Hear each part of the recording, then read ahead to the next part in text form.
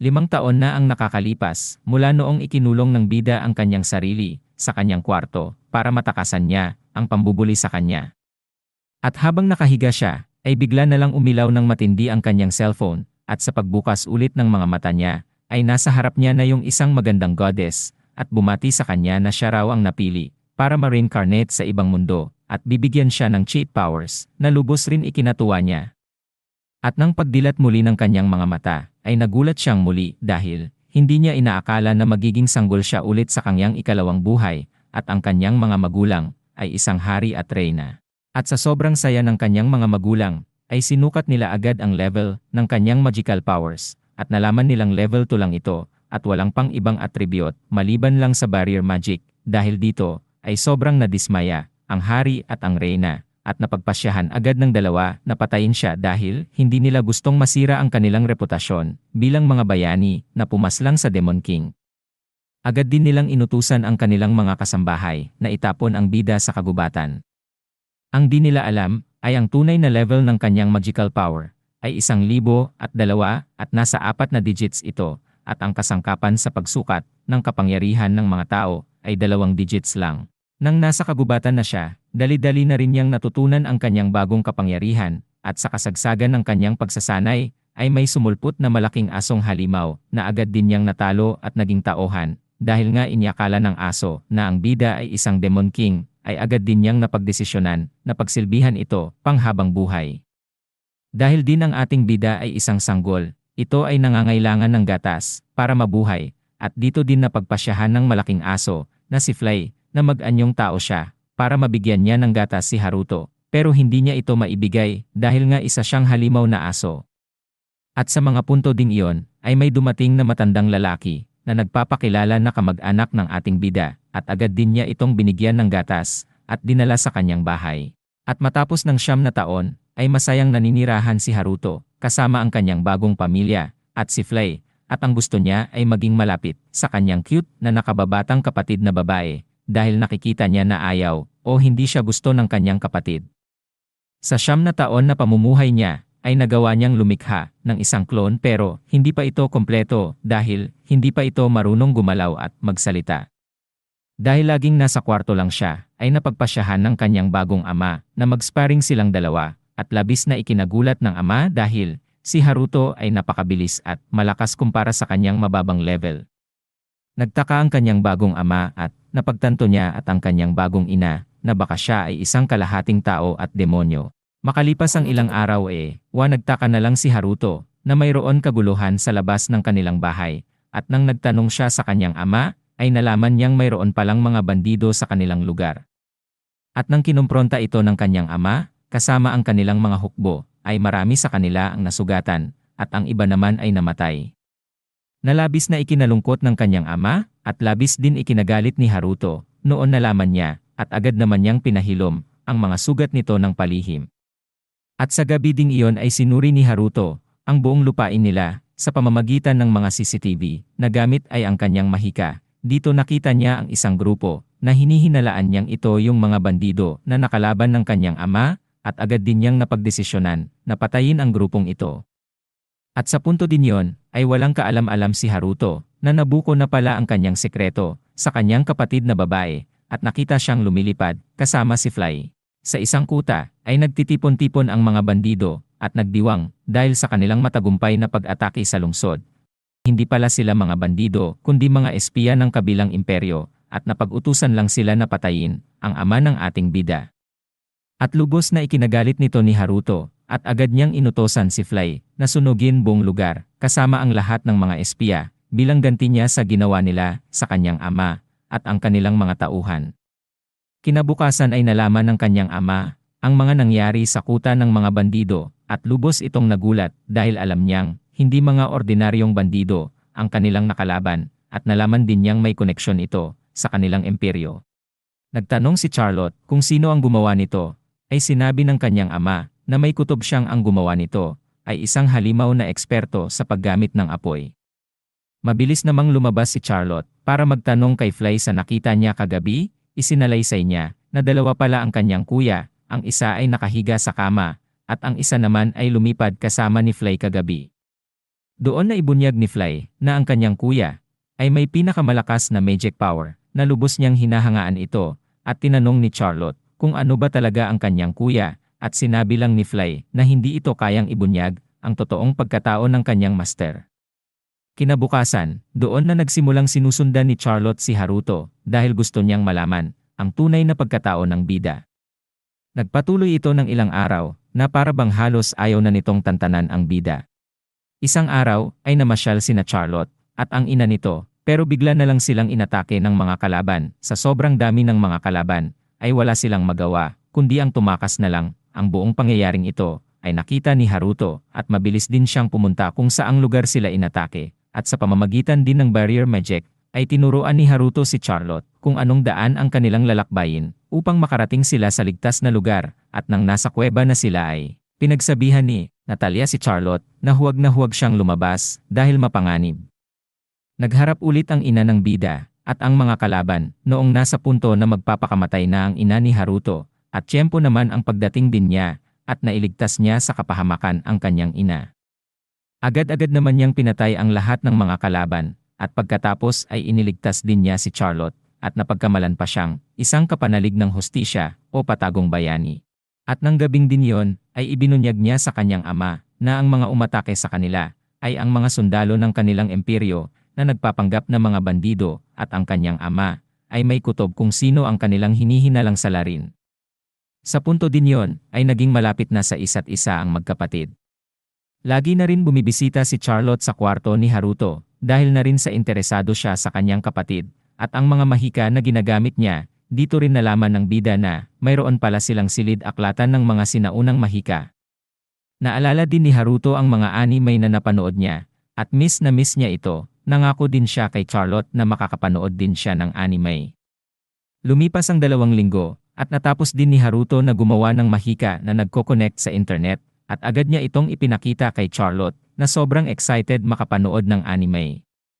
Pero mayroong isang problema, hindi naiintindihan ni Charlotte ang mga sinasabi nila kasi Nihongo ang wika na binibigkas ng mga tauhan sa anime. Iminungkahi na lang ni Haruto na mag-aral muna siya ng Nihongo bago siya manood ng anime. At matapos ng ilang linggo ay na-master na ni Charlotte ang wikang Nihongo, kaya na-enjoy na ni Charlotte ang mga anime na pinapanood niya. At naging strikto na rin si Haruto sa kanyang kapatid dahil naging adik na ito sa anime at nilimitahan na lang niya na 3 oras lang siya pwedeng manood ng anime araw-araw. Isang umaga, nagpaalam ang kanilang ama para sugpuin na naman ang mga bandido sa kanilang lugar, ay nagtanong si Charlotte na kung bakit may mga taong masasama at nagiging mga bandido at ipinaliwanag naman ni Haruto na ganyang talaga ang buhay ng tao, may mga masasama at mabubuti. Doon din napag-isipan ni Charlotte na bakit hindi na lang daw si Haruto ang susugpo sa mga bandido sa kanilang lugar at para din matulungan nila ang kanilang ama. Yung punto na yon ay napilitan si Haruto na sundin ang mga iminungkahi ng kanyang kapatid at nag-transform ito ng ibang anyo na tugma sa kanyang ibang karakter na lihim na bayani. At simula noon ay naging aktibo na si Haruto araw-araw upang hulihin ang lahat ng mga masasamang tao sa kanilang lugar, at minsan ay nagkatagpo rin si Haruto sa kanyang ama na nagpapasalamat sa kanyang tulong, at tinanong niya kung sino ito, at ano ang layunin niya sa kanilang lugar, at sinagot din ni Haruto na ginagawa lang niya ito para sa hustisya. Simula noong araw na yon, ay nag-umpisa na si Haruto sugpuin ang lahat ng mga masasamang tao sa kanilang lugar, bilang isang itim na kabalyero, at bilang bayani sa isipan ni Charlotte. Sa maraming buwan na pagsisiyasat ni Haruto, at sa wakas ay matagumpay ding nakumpleto niya ang copy robot o isang clone na hawig sa kanya, at kopya hanggang sa kanyang mga saloobin na naging isang problema, kasi kagaya niya, gusto rin ng clone na maging tamad at komportable sa buhay. Matapos ang ilang araw, ay nagkaroon sila ng hindi inaasahang bisita, na nagpapakilala bilang si Prinsepe Laios at Prinsesa Marian, at agad naman nila itong pinaunlakan kasama ang buong pamilya. At alam ni Haruto na ang mga ito ay ang mga tunay niyang kapatid. Ang prinsesa ay may mabuting kalooban at kagalang-galang na saloobin, ngunit ang kanyang kapatid na prinsepe ay isang arogante, matapobre, at walang galang sa sinuman, maging sa mga nakatatanda. At nang nakita ng prinsesa kung paano tinatrato ng prinsepe ang paligid, ay agad niya naman itong pinagalitan, pero ang prinsepe ay walang paki sa nararamdaman niya at nagpatuloy sa kanyang mga masasamang salita. At nang nakita niya si Haruto ay agad niya naman itong hinamon sa isang duelo. Para lang, ipahiya ito, kasi nalaman ni Laios na isa lamang level 2 ito. Labis din nagulat ang ama ni Haruto, at tinutulan niya ito pero sinabi ni Prinsepe Laios, na dahan-dahanin lang daw niya si Haruto. Noong nagsimula na ang labanan ni Haruto at Prinsepe Laios, ay nagtaka si Haruto kung paano siya napasok sa sitwasyon na yon, pero naging interesado rin siya kung anong level o kalakasan na mayroon ang prinsepe. Nang sinuri ni Haruto kung gaano kataas ang level ng prinsepe, ay nalaman niya na level 9 ito at mayroong maximum na 40 na ikinagulat rin niya dahil mas may malaking potensyal ito kaysa sa kanyang ama. At sa prinsesa na 32 at 33 lamang, ikinumpara rin niya ito sa pinakamalakas na salamangkero na may 77 na level, ayon sa kanyang kapatid na si Charlotte. Nang sinimulan na ng prinsepe ang pag-atake niya kay Haruto, ay mabilis din niya naman ito na ilagan, at nagalit ang prinsepe, sinabihang huwag siyang umilag, at agad namang sumunod si Haruto. Sa punto din yon, ay umatake si Laios, at pinagsasapak niya si Haruto. Pero si Haruto ay nang papanggap lang na natatalo siya sa prinsepe, at hindi rin siya nasasaktan sa mga ginagagawa nito. Ngunit nang sinabi ni Laios na pwede rin siyang umatake sa kanya, ay agad din niya itong ginawa, at mabilis na pumunta siya sa likod ni Laios, at hinampas niya ito sa ulo, at tumumba rin agad si Laios. Doon din nagsimula ang pag-atake ni Haruto kay Laios, na labis na ikinagulat ng prinsesa. Labis na nainsulto si Laios sa ginagawa ni Haruto sa kanya. At hindi ito napigilang umatake ng mahikang Fireball, ngunit hinigop lang ito ng kanyang barrier magic na labis na ikinagulat ni Laios, at agad din niyang sinundan ito ng maraming Fireball, ngunit walang ni isa ang tumama kay Haruto, dahil hinigop lang ang lahat ng mga ito sa mahika ni Haruto, at labis na nagtaka si Laios kung ano ang nangyayari, na ipinaliwanag din ni Haruto na mahika niya ito. At noong gabing din yon at nagsama si Haruto at Fly para hulihin nila ang mga bandido, ipinakilala ni Fly ang kanyang sarili na ang pulang kabalyero, agad niyang inataki ang mga bandido pero dahil nga sa kasabikan ni Fly, ay hindi niya napigilang maging marahas, at nang nakita ni Haruto ito ay agad din niya binigyan ng barrier ang mga bandido dahil nag-aalala siya na baka mapatay nila ito, at pinagalitan niya si Fly dahil sobra na ang ginagawa niya, at pinaalala niya na nanonood si Charlotte. At ayaw niya itong makakita ng karahasan. At nang matapos ay umuwi sila agad at sinalubong sila ni Charlotte, at tuwang-tuwa dahil mukha daw silang comedy duo, at nananabik siyang makita ulit ang kanilang mga laban sa hinaharap. Habang busy ang bida sa kanyang mga gawain, si Laios naman ay hindi pa nakaka-recover sa nangyari sa kanya.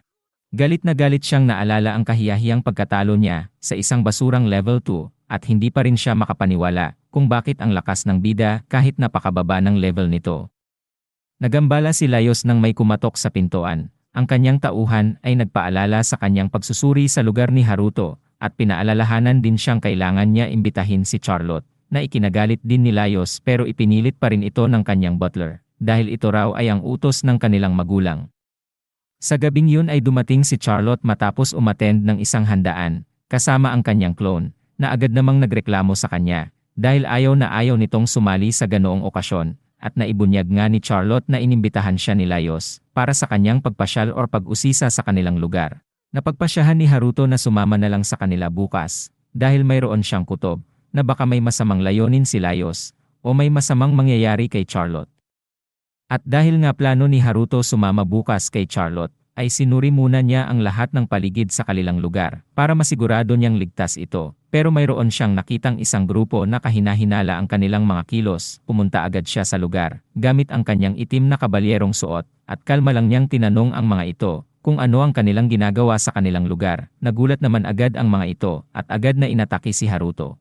Pero agad din naman umatake si Haruto, at natumba ang lahat ng mga kalaban, at isa sa mga ito ay nagsumon ng mga kalansay, at inutosang umatake kay Haruto. Pero ang kinalabasan ay walang mga binatbat ang mga kalansay, at dali-dali itong nagbali-bali ang mga buto, at agad namang bumabalik ito sa dating anyo. Doon din nakita ni Haruto na may mga pulang bato sa kanilang dibdib, at naisipan niyang burahin ang nakatalang utos sa mga kalansay, at bigyan ito ng bagong utos, at ipinaatake niya ito sa mga kalaban, na labis na ikinagulat nila, at ang isa ay nagsumon ng isang malaking golem, at inutosang atakihin niya ang mga kalansay at si Haruto. At nang umatake na ito, ay nagulat si Haruto, dahil napakalakas pala ng pisikal na lakas nito, at naitapon si Haruto ng malayo, ngunit wala siyang natamong sugat, Nakita din ni Haruto na mayroon din itong pulang bato sa kanyang dibdib, kagaya ng mga kalansay dati, at napagpasyahan din ni Haruto na ituon niya ang kanyang atake sa parting yon, at kagaya ng mga kalansay, ay nagawa din ni Haruto na i-hijack yung mga nakatagang utos ng golem, at inutosan muling atakihin ang mga kalaban, at labis ding nagulat ulit ang mga ito. At pagkatapos nito ay nawalan na ng pag-asang manalo ang mga kalaban, at sumuko ang mga ito. Dito ay tinalian niya ang lahat ng mga ito, at inimbestigahan niya ang kanilang leader, at tinanong kung sino sila, ngunit ayaw magsalita ito, at dahil dito, ay inutusan niya ang kanyang bagong tauhan na mga kalansay, na itapon ang lahat ng mga ito, sa isang lungga maliban sa leader nila, at binantaang ililibing niya ito ng buhay, pag di siya magsasalita ukol sa kanilang mga plano, at kung sino ang nag-utos sa kanila. Sa puntong yun, naibunyag na sila, ay ang mga summoner unit ng kanilang mahal na reyna, at inutosang atakihin nila ang pangkat ng inspeksyon bukas, at patayin nila si Charlotte. Doon din nagtaka si Haruto kung bakit naisipan ng reyna ang mga yon, at ibinunyag din ng leader ng mga kalaban, na nalaman ng kanilang reyna ang potensyal ni Charlotte, at nangangambang mahihigitan ito, at pag magkakaroon ng sponsor o umalalay sa Margrave Gold, ay nangangamba din siya, na baka mahahati ang imperyo sa dalawa at magkakaroon ng tsansang mapatalsik siya sa kanyang pwesto. At doon na nagpasya ang reyna na utosan ang sarili nitong mga kawal, at nang dahil na rin sa 2 beses na palpak na pag-atake nito. Naalala ni Haruto ang mga nakaraang pag-atake ng mga bandido sa kanyang mga nasasakupan, at sa kanyang ama, at noong pag-atake din sa kanyang ina at kay Charlotte, ay utos pala yun ng walang awa niyang tunay na ina o ang reyna. Hindi napigilan ni Haruto ang lukso ng kanyang damdamin, at galit na galit siya sa reyna, at halos mapatay niya ang leader ng mga kalaban, dahil halos hindi niya nakontrol ang kanyang damdamin. Kinabukasan ay natuloy din ang pamamasyal nila, kasama si Laios, at ang prinsesa. Sa loob ng kalisa, si Charlotte ay walang tigil sa pagmamayabang niya, sa kanyang kuya, na sinang-ayunan din ng prinsesa, at namula ang mukha ni Laios dahil sa hiya niya. Nagkaroon din sila ng panahon upang itanong kay Haruto kung bakit ang lakas niya, at sinagot naman ni Haruto na gumagamit siya ng mahikang pampalakas, at iisipin lang daw na gusto niyang lumakas, at agad naman siyang lalakas. Nalabis na ikinagulat ng dalawa at hindi sila naniwala, at ang kutob nila na baka si Haruto ay demidemon. Ang mga demidemon ay ang mga nilalang na anak na isang tao, at demonyo, kilala sila na may malakas na pangangatawan, at mahika, pero agad din naman nila itong hininto ang hinala. Dahil si Haruto ay walang sungay, at hindi rin kakaiba ang kanyang tainga. At nang dumating na sila sa kanilang destinasyon, ay agad na naglaro si Charlotte kasama ang prinsesa, at si Laios, at si Haruto naman, ay nilapitan niya ang kanyang ama, at sinabihang gusto niyang mag-usap silang dalawa. Doon na tinanong niya ang kanyang ama, na anong gagawin niya pag malaman niyang gustong patayin ng reyna si Charlotte. Sobrang pag-alala ang nararamdaman ng kanyang ama, dahil ito rin ang kutob niya, at lalo na nang nalaman niya sa isang sulat mula sa itim na kabalyero ang pangyayari. Kagabi, nabanggit din ng kanyang ama, na ang reyna ay tinuri siyang isang kalaban, ngunit ang mahirap nito, ay wala siyang magagawa dahil nga isa itong reyna. Hindi napigilang magsalita si Haruto, na sana ay dapat mawala na lang ang reyna dahil sa galit niya, pero sinabihan siya ng kanyang ama, na huwag magsalita ng ganyan dahil pag nawala ang reyna, ay magkakaroon ng gulo ang kanilang bansa. Ibinanggit ng kanyang ama, na noong inatake nila ang Demon King, ay kasama ang reyna sa grupo, at siya mismo ang pumugot sa ulo ng Demon King, at dahil nga nito, ay naging isang bayani rin siya kasama ang hari, at dahil din sa suporta ng sambayanan, ay nagpakasal silang dalawa. Ito rin ang naging hadlang ng ibang tao na may balak pabagsakin ang kasalukuyang hari. Sa ilang taon na naging reyna siya, ay lumakas din ang kanyang kapangyarihan sa pampulitika, at sa punto din iyon, ay nagawang makamit ng reyna ang isang malaking oportunidad na sakupin ang buong bansa. Pero sinabi din ng kanyang ama na maiiba ang istorya pag may isang tao na maikukumpara o mas higit pa sa reyna. Tinanong din ni Haruto kung wala bang plano ang kanyang ama, na kung pwede ay siya na lang ang maging hari. Sinagot din siya ng kanyang ama na hindi pa raw ito handa, dahil gusto niya munang palakihin si Charlotte bago niya umpisahang magplano para pabagsakin ang reyna. Doon din nagkaroon ng bagong plano si Haruto, proprotektahan niya si Charlotte hanggang sa paglaki nito, at magiging isang nararapat na bagong reyna, at pag mangyayari ito ay makaka-relax, at ma-enjoy niya ang buhay niya sa ibang mundo. Naisip din niya, pag hindi niya ito gagawa ng paraan, ay magpapatuloy ang reyna sa kanyang gawain, at plano ni Haruto na harapin mismo ang reyna. Sa palasyo kung saan nakaupo ang reyna, ay nakikinig sa ulat ng kanyang mga kawal, ay hindi mapigilang magalit dahil nga ay palpak na naman ang kanilang mga plano. Hindi kasi makapaniwala ang reyna na pangatlong beses na silang nabigong patayin si Charlotte. Nabanggit din ng mga kawal na ang pangunahing dahilan sa kanilang kabiguan ay dahil sa itim na kabalyero na laging humahadlang sa kanilang mga misyon.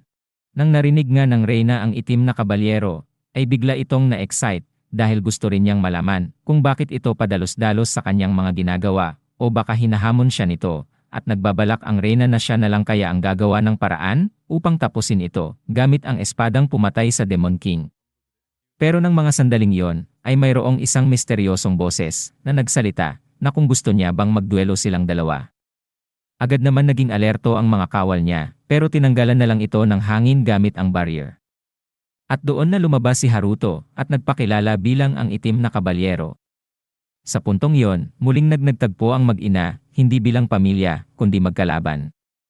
Nagtanong ang reyna kung paano nakapasok si Haruto, ang palasyo pala ay may mga maraming nakatanim na barrier, ngunit sinabi lang ni Haruto na ang mga barrier na yon ay mga walang kwenta.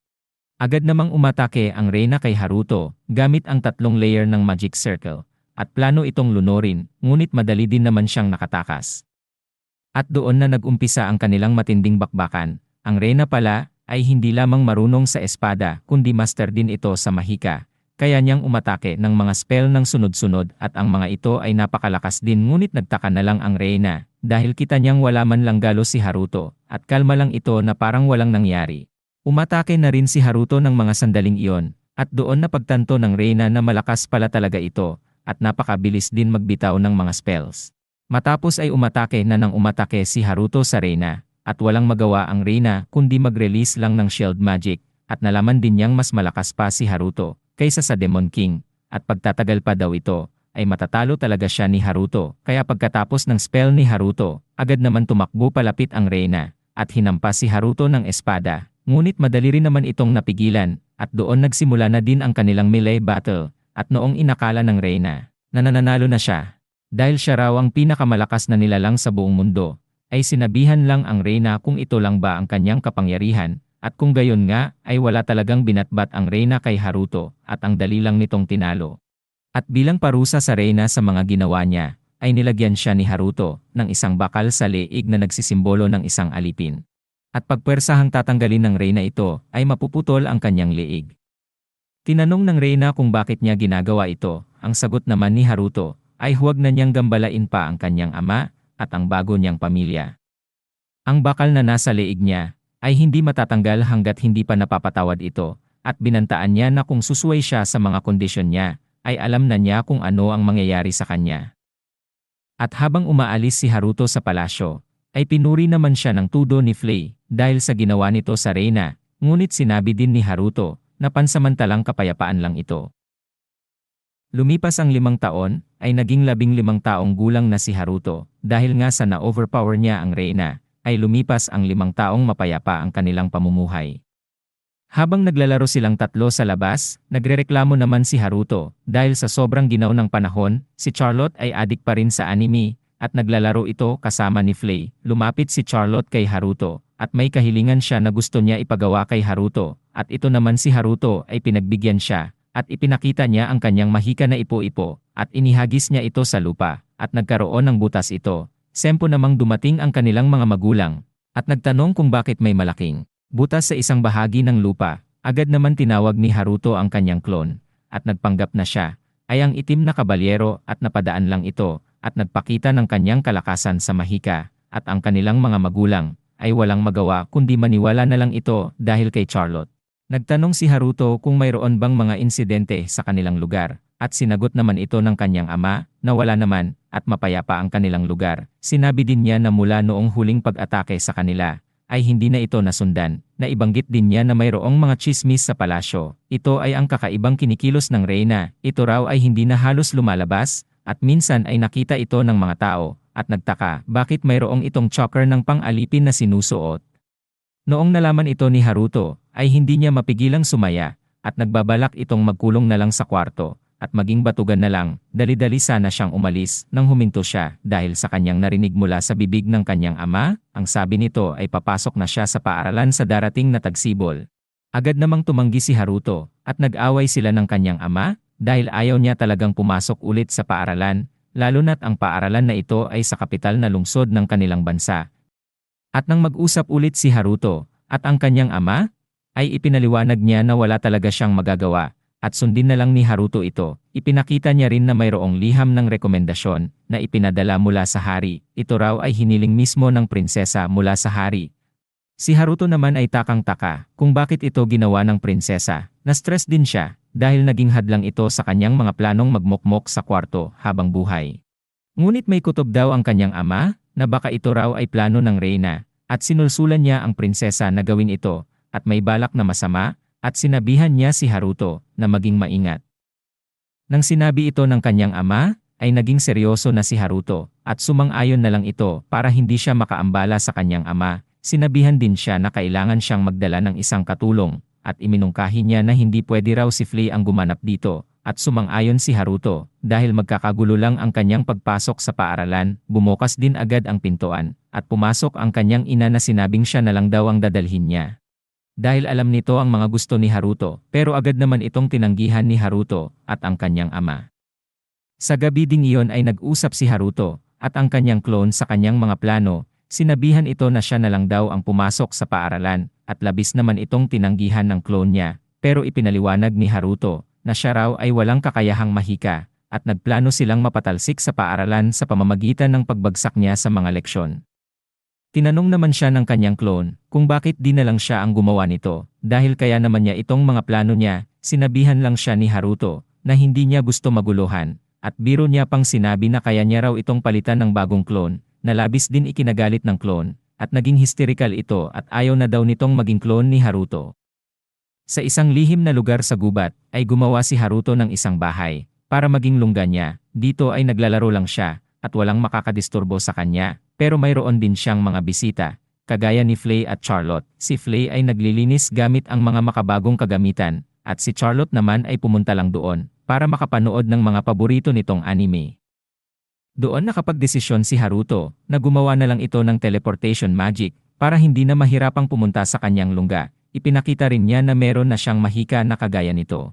At sinubukan na niya ito ng mga bagay-bagay, ngunit ang kulang na lang daw ay ang kung sino ang susubok nito. Agad din naman niyang tinawag ang kanyang clone at sinabihang lumapit sa kanila gamit ang kanyang mahikang pintuan. Ngunit nabuking din siya ng kanyang clone na ginagamit lang daw siya dahil natatakot itong masaktan o mapahamak at pinagtatawanan niya si Haruto at hindi mapigilan ni Flay na magalit sa clone at kinuha ito at inihagis sa portal at naging matagumpay ang kanilang eksperimento at gumawa siya ng bagong pintuan para maitago niya ang portal na konektado sa kanyang kwarto sa kanilang kastilyo. Isang araw habang naglalaro sila, ay bigla na lang naalala ni Haruto na kailangan pala siyang humanap ng bagong katulong at dali-dali naman siyang umalis at nagtaka na lang si Flay dahil sa kanyang narinig.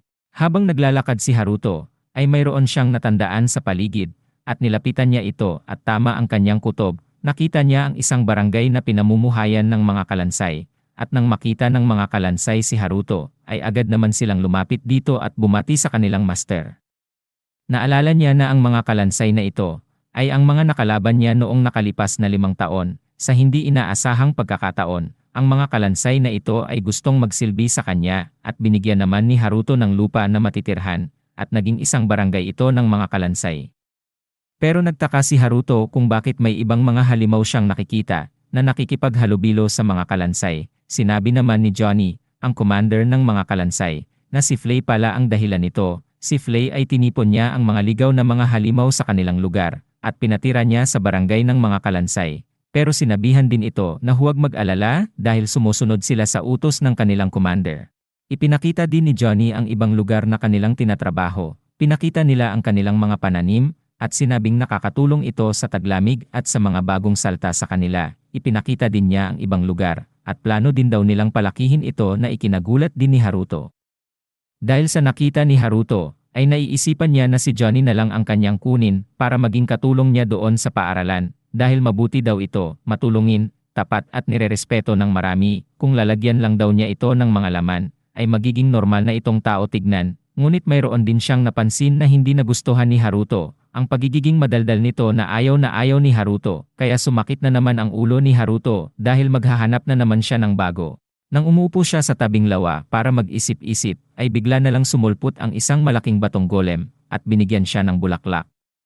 Ito ay ang golem na nakalaban niya noon, ito ay parang isang babae kung umasta at mahinhin, na nagustuhan naman ni Haruto para maging isang katulong, pero napakalaki nito, kaya hindi na lang niya ito inisip. Dahil wala nang makita si Haruto na ibang tao, para gumanap na maging katulong niya, ay umuwi na lang ito sa kanyang bahay bakasyonan. Pagbukas niya sa pintuan ay nandoon na si Flay, at tinanong siya kung ano raw ang ibig sabihin niya sa katulong, at naalala niya ang sinabi sa kanya ng kanyang ama, at sinabihang wala daw itong kinalaman sa kanya, na labis na ikinalungkot ni Flay.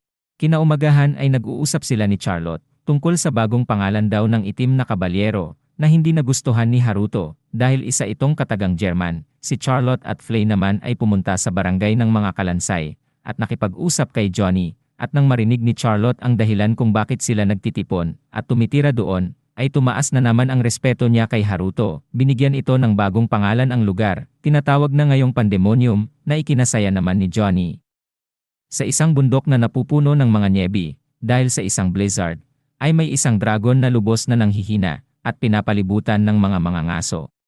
Hindi pa rin sumoko ang blizzard dragon at nagtangkang tumakas at lumipad. Dahil nga nanghihina ito, dahil sa mga natamo nitong mga sugat, ay bumagsak ito ulit sa mga nyebi, at biglang nagkaroon ng avalanche, tinangay ito at nahulog sa isang bangin at nahimatay. Kinabukasan ay nabalitaan din ni Haruto, na may isang asul na dragon na nawala malapit sa border ng imperyo, at nangamba ang kanyang ama na baka pumunta sa kanilang lugar, at maghasik ito ng kaguluhan, at magkakaroon ng maraming biktima. Kaya iminungkahi ng ama ni Haruto, na kung pwede raw imbestigahan ni Flay ito, at itinanggi niya naman agad dahil si Haruto lang daw ang pwede mag-utos sa kanya, at agad namang inutosan ni Haruto si Flay, ngunit ayaw pa rin sumunod ni Flay. At nang lumabas sila sa opisina ng kanyang ama, para pag-isipan muna kung ano ang tama nilang gawin, ay nasa labas pala si Charlotte at nakikinig sa kanilang mga sinasabi. At doon humiling si Charlotte kay Flay, na tulungan ito ang dragon, dahil nag-iisa lang ito, may sugat at nanginginig sa takot, at walang magawa si Flay at sumang-ayon na lang, dahil kagustuhan din ito ni Haruto. Pumunta na sina Haruto at Flay sa mga kabundukan, kung saan natagpuan nila ang asul na dragon. Sa paghahanap nila, ay natagpuan din nila ang isang grupo ng mga ngaso na balak atakihin nila ulit ang dragon. Nang magsimula na sana silang umatake, ay biglang dumating sina Haruto, at tinadyakan niya ang isa sa mga ito, at nagmadali ding pinahilom ni Haruto ang mga sugat ng dragon, at si Flay naman, ay nagsimula ding umatake sa mga ngaso, at madali din niya itong tinalo. Noong nagising na ang dragon, ay inatake niya agad si Haruto, dahil ito ay isang tao, na agad naman ikinagalit ng dalawa, dahil siya na nga ang tinulungan ay siya pa ang biglang umatake kay Haruto. Tinanong ng dragon si Flay, na kung bakit ang isang halimaw na kagaya niya, ay sumusunod sa isang tao. Sabik na sabik namang idinitalye ni Flay ang storya tungkol kay Haruto. Nagulat naman ang dragon nang malaman niya, na si Haruto pala ang isang reincarnation ng Demon King, na ikinagulat din ni Haruto, dahil ito pa rin pala ang pinaniniwalaan ni Flay. Doon din humingi ng patawad ang dragon, dahil hindi siya nakipaglaban noong nakaraang digmaan. Tinanong siya ni Haruto, kung saan siya noong panahon na yon, at sinabi ng dragon, na nagmukmok daw siya sa isang liblib na bundok ng 300 taon, na mangha si Haruto, dahil ganoon din ang pangarap niya, at tinanong kung ano-anong mga bagay na ginawa ng dragon. Noong una daw, ay natutulog lang siya sa isang kuweba. At nang may dumating na isang adventurer, at nahulog sa kanya ang isang libro, binasa ito ng dragon, at nagustuhan niya ito, at gusto pa niyang bumasa ng iba pang libro. Doon nga ay lumabas siya sa kuweba, at nagpanggap na isang tao, at pumupunta siya sa lungsod, para kumuha ng mga librong babasahin niya sa loob ng kanyang kuweba, at ganun niya pinalipas ang panahon ng masayang nagbabasa ng iba't ibang klasing libro. Isang araw ay may dumating ng isang grupo ng mga ngaso, at inatake nito ang kanyang kuweba. Nalungkot siya, dahil nasunog lang ang mga librong pinaghirapan niyang tinipon, at dahil nga ayaw niya ng gulo, kahit inatake na siya ng mga tao, ay hindi siya lumaban at tumakas na lang.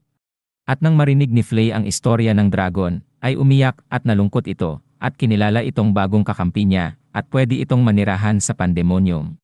Nagpasalamat ang dragon, at nagpakilala siya bilang isang blizzard dragon, at kikilalanin niyang isang master si Haruto, at ialay niya ang kanyang buhay para kay Haruto. Nang nakita ni Haruto na magiging anyong tao ito, ay agad naman niyang binigyan siya ng mga damit na ikinagulat ng dragon dahil ito ay bahagi ng creation magic.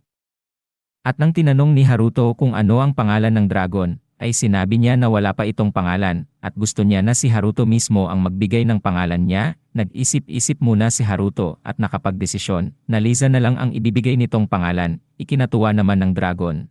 At sa puntong iyon, ay pinutol ni Flay ang kanilang pag-uusap at sinabi niya na siya daw ang una at ang dragon ay pangalawa lang. Naging magkumpetensya na nga silang dalawa at ayaw magpatalo si Flay kay Liza. At nang dumating na sila sa kanilang kastilyo, ay ipinakilala ni Haruto si Liza sa kanyang mga pamilya at balak niya itong patirahin sa kanila bilang isang katulong. Natuwa naman si Charlotte at ang kanyang ina at nagpakilala din kay Liza. Nagulat naman ang ama ni Haruto na nagawa din paamuhin ni Haruto ang dragon at pinapahintulutan siyang patirahin ito sa kanila at kailangan nitong sumunod sa mga tuntunin ng kastelyo nila at mag-aral kung paano maging isang mabuting kasambahay o katulong. Malipas ang isang araw at tinuruan ni Flay si Liza kung paano maging isang katulong. Una tinuruan nito kung paano magwalis ngunit hindi na kontrol ni Flay ang kanyang lakas at nasira niya yung kanyang walis. Nang si Liza ang gumawa ay dahan siyang nagwalis at nagawa niya ito na walang kahirap-hirap. Ikalawa ay tinuruan din niya ito kung paano maghugas ng mga plato at nagawa naman ni Liza ito ngunit si Flay ay halos mabasag niya lahat ng mga platong hinuhugasan niya. Sunod ay tinuruan niya itong magluto. Ngunit nasunog lang ang lahat na niloloto ni Flay. Ngunit si Liza ay matagumpay na nakaluto ng isang pagkain at pinuri pa ito ng iba pang kasambahay na labis na ikinainggit ni Flay.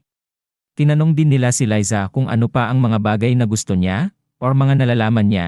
Sinabi niya na gusto niyang magbasa ng mga libro at may alam siya sa mga pangunahing kaalaman sa mahika na ikinatuwa naman ng ina ni Haruto. Ang iminungkahi na siya na lang ang personal na kasambahay ni Charlotte at ikinatuwa din ni Liza ito. At sa umaga din yon, ay nagsimula na si Liza sa kanyang bagong tungkulin na maging personal na kasambahay ni Charlotte. Binibihisan niya ito, pinapakain, nililigo at tinuturuan din niya ng mga mahika na madali naman natutunan ni Charlotte kasi isa rin siya sa mga tinanawag nilang henyo.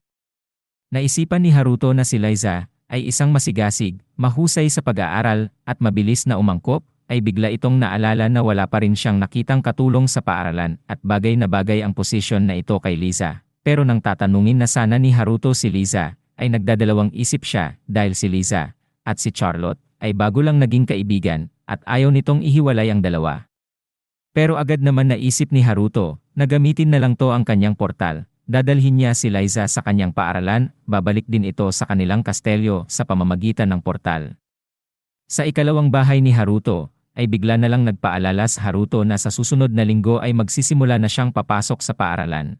Nang narinig ni Charlotte ito, ay bigla na lang naalarma siya, at sinabihan niya si Liza na i-cancel lahat ng mga schedule niya, at ipinatawag ang kanyang mga kakampi para sa isang emergency meeting. Nagtaka naman si Haruto sa sinabi niya. Sa gubat ay nagtitipon-tipon ang mga kasapi ni Haruto kasama si Charlotte. Dito nila ginanap ang kanilang pagpupulong-pulong. Sinimulan ni Charlotte ang pagpupulong, na ang paksa ay ang pagpasok ni Haruto sa paaralan sa susunod na linggo. Ito naman ay ikinagulat ni Flay, dahil hindi man lang nagsabi si Haruto sa kanya. Nagtaka din si Flay bakit papasok si Haruto sa paaralan, wala naman daw siyang dapat matutunan sa mga tao.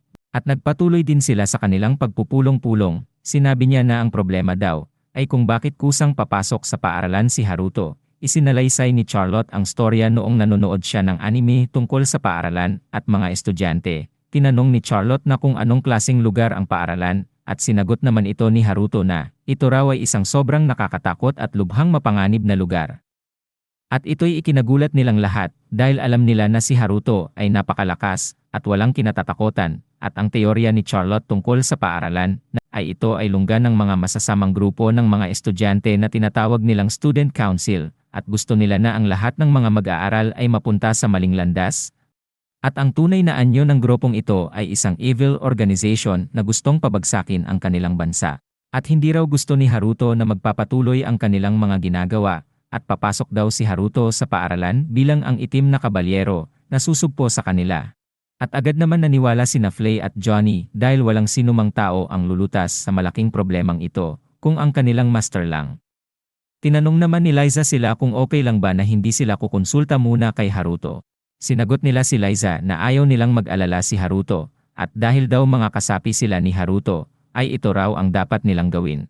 At dahil nag-alala si Liza sa kanilang mga ginagawa, ay agad naman niyang sinabihan si Haruto sa kanilang pagpupulong kanina, at ang mga plano nila. Nagpasalamat naman si Haruto kay Liza, dahil hindi siya makapaniwala sa mga gagawin nila. Tinanong din ni Liza si Haruto kung totoo bang makikipaglaban siya sa mga masasamang organisasyon sa paaralan, na ikinagulat din ni Haruto dahil napaka-inosente daw ni Liza at ayaw niya itong masaktan. Sinabayan na lang niya ang mga paratang sa kanya.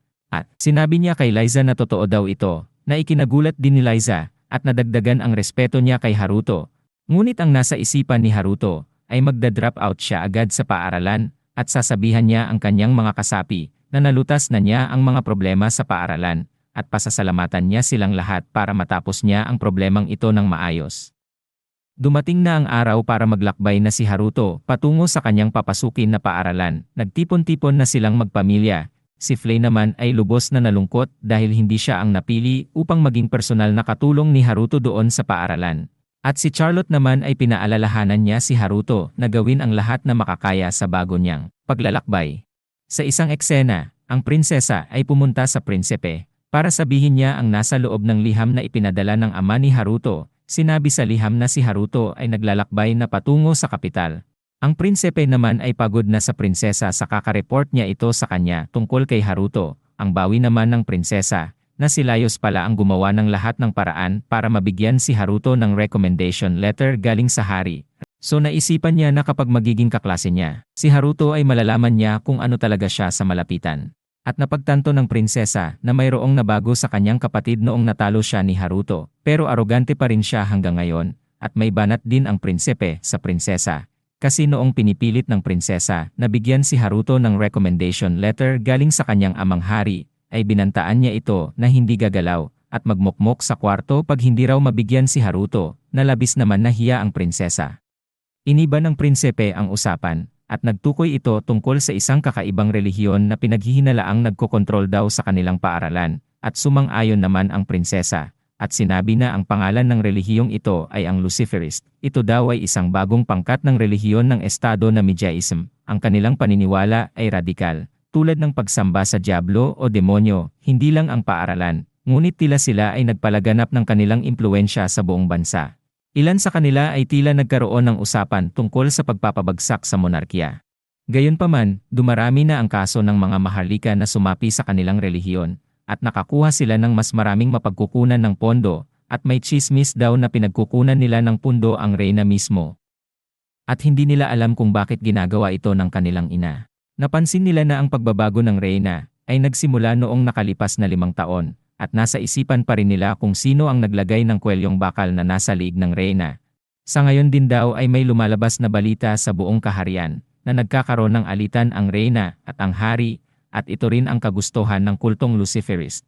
At naisip ni Laios na baka ang kanyang inang reyna ay mayroon talagang planong pabagsakin ang kanyang amang hari, at wala talaga silang alam kung ano ang kailangan nilang gawin.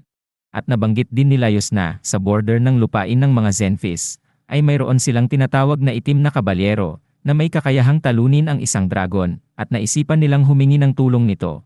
Ngunit bigla na lang dumating ang reyna. Nagalit na galit at natakot din silang dalawa.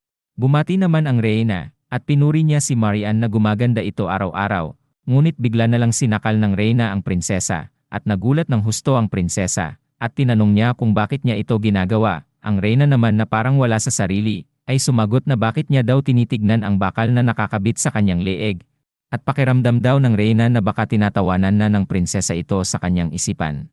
At takot naman ang prinsesa, at itinanggi nito ang kanyang mga paratang. Binitiwan lang ng reyna ang prinsesa nang nakiusap na ang prinsipe na tigilan ito.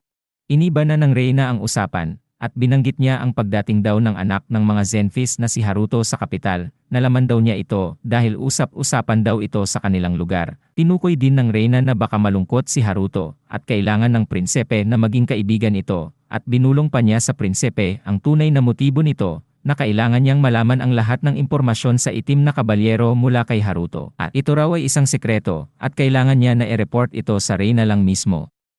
Wala namang magawa ang prinsipe at sumang-ayon na lang siya dahil takot nga ang prinsipe sa kanyang ina. Agad namang lumabas ang reyna na tumatawa.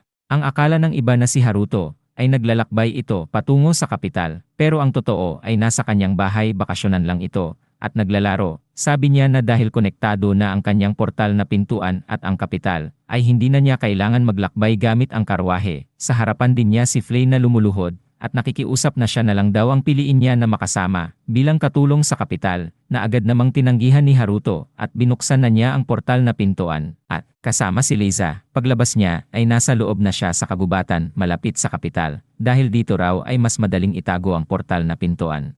Nang naglalakad sila palabas sa kagubatan, ay may nakita silang isang karwahe na inaatake ng isang malaking kalabaw. Nagtaka din si Haruto bakit ito umaatake, dahil itong uri na kalabaw ay isang maamo at hindi umaatake ng tao at balak na sana niya itong ibaliwala. Ngunit nag-alala si Haruto na baka malaman ito ni Charlotte. Kaya napilitan na lang siya mag-ibang anyo bilang itim na kabalyero at iligtas ang nasa loob ng karwahe. Nang nasira na ang gulong ng karwahe, ay tumilapon ito at huminto, at may isang babae na tumalon sa harapan ng karwahe para pigilan niya sana ang malaking kalabaw, ngunit hindi pala niya ito kaya at tumilapon siya ng malayo. Nang umatake ulit ang kalabaw sa babae ay madali namang tinalo ito ni Haruto. Nagpasalamat din naman agad ang babae kay Haruto dahil iniligtas siya nito, at pinagaling din ni Haruto ito dahil nakita niyang may sugat ito sa kanyang katawan. Agad naman nagpasalamat ulit ang babae pero nagtaka siya dahil ang ginamit ni Haruto ay iba kesa sa ibang healing spells na alam niya. May dumating na bata at alalang-alala sa kanya at tinanong kung okay lang siya. Sinabi din niya na tinulungan daw siya ng itim na kabalyero. Nagpasalamat din ang bata at si Haruto naman ay nahihiyang nagpakilala bilang isang tagapagligtas at hangang-hanga naman ang bata sa kanya. Pagkatapos ay inayos din ni Haruto ang nasira nilang karwahe at pinuri na naman siya ng babae dahil halos lahat ay alam ni Haruto. At nangako ang babae na bibigyan daw na regalo si Haruto dahil sa tulong niya, at dahil hindi na nangangailangan ng tulong sila, ay sinabi ni Haruto na aalis na siya at dadalhin niya ang malaking kalabaw sa kanilang kawan, at muli na namang humanga ang babae kay Haruto dahil naisipan pa nitong tulungan ang kalabaw, at ayon nga ay umalis na si Haruto at binigyan niya ng pagkain ang kalabaw, at nagpatuloy na din sila sa kanilang paglalakad patungo sa kapital. At nagtaka si Haruto bakit may malalim na iniisip si Liza, at tinanong niya ito. Sinabi rin ni Liza na mayroong kakaiba siyang nararamdaman noong nakita o lumapit siya sa babae, at hindi niya alam kung bakit.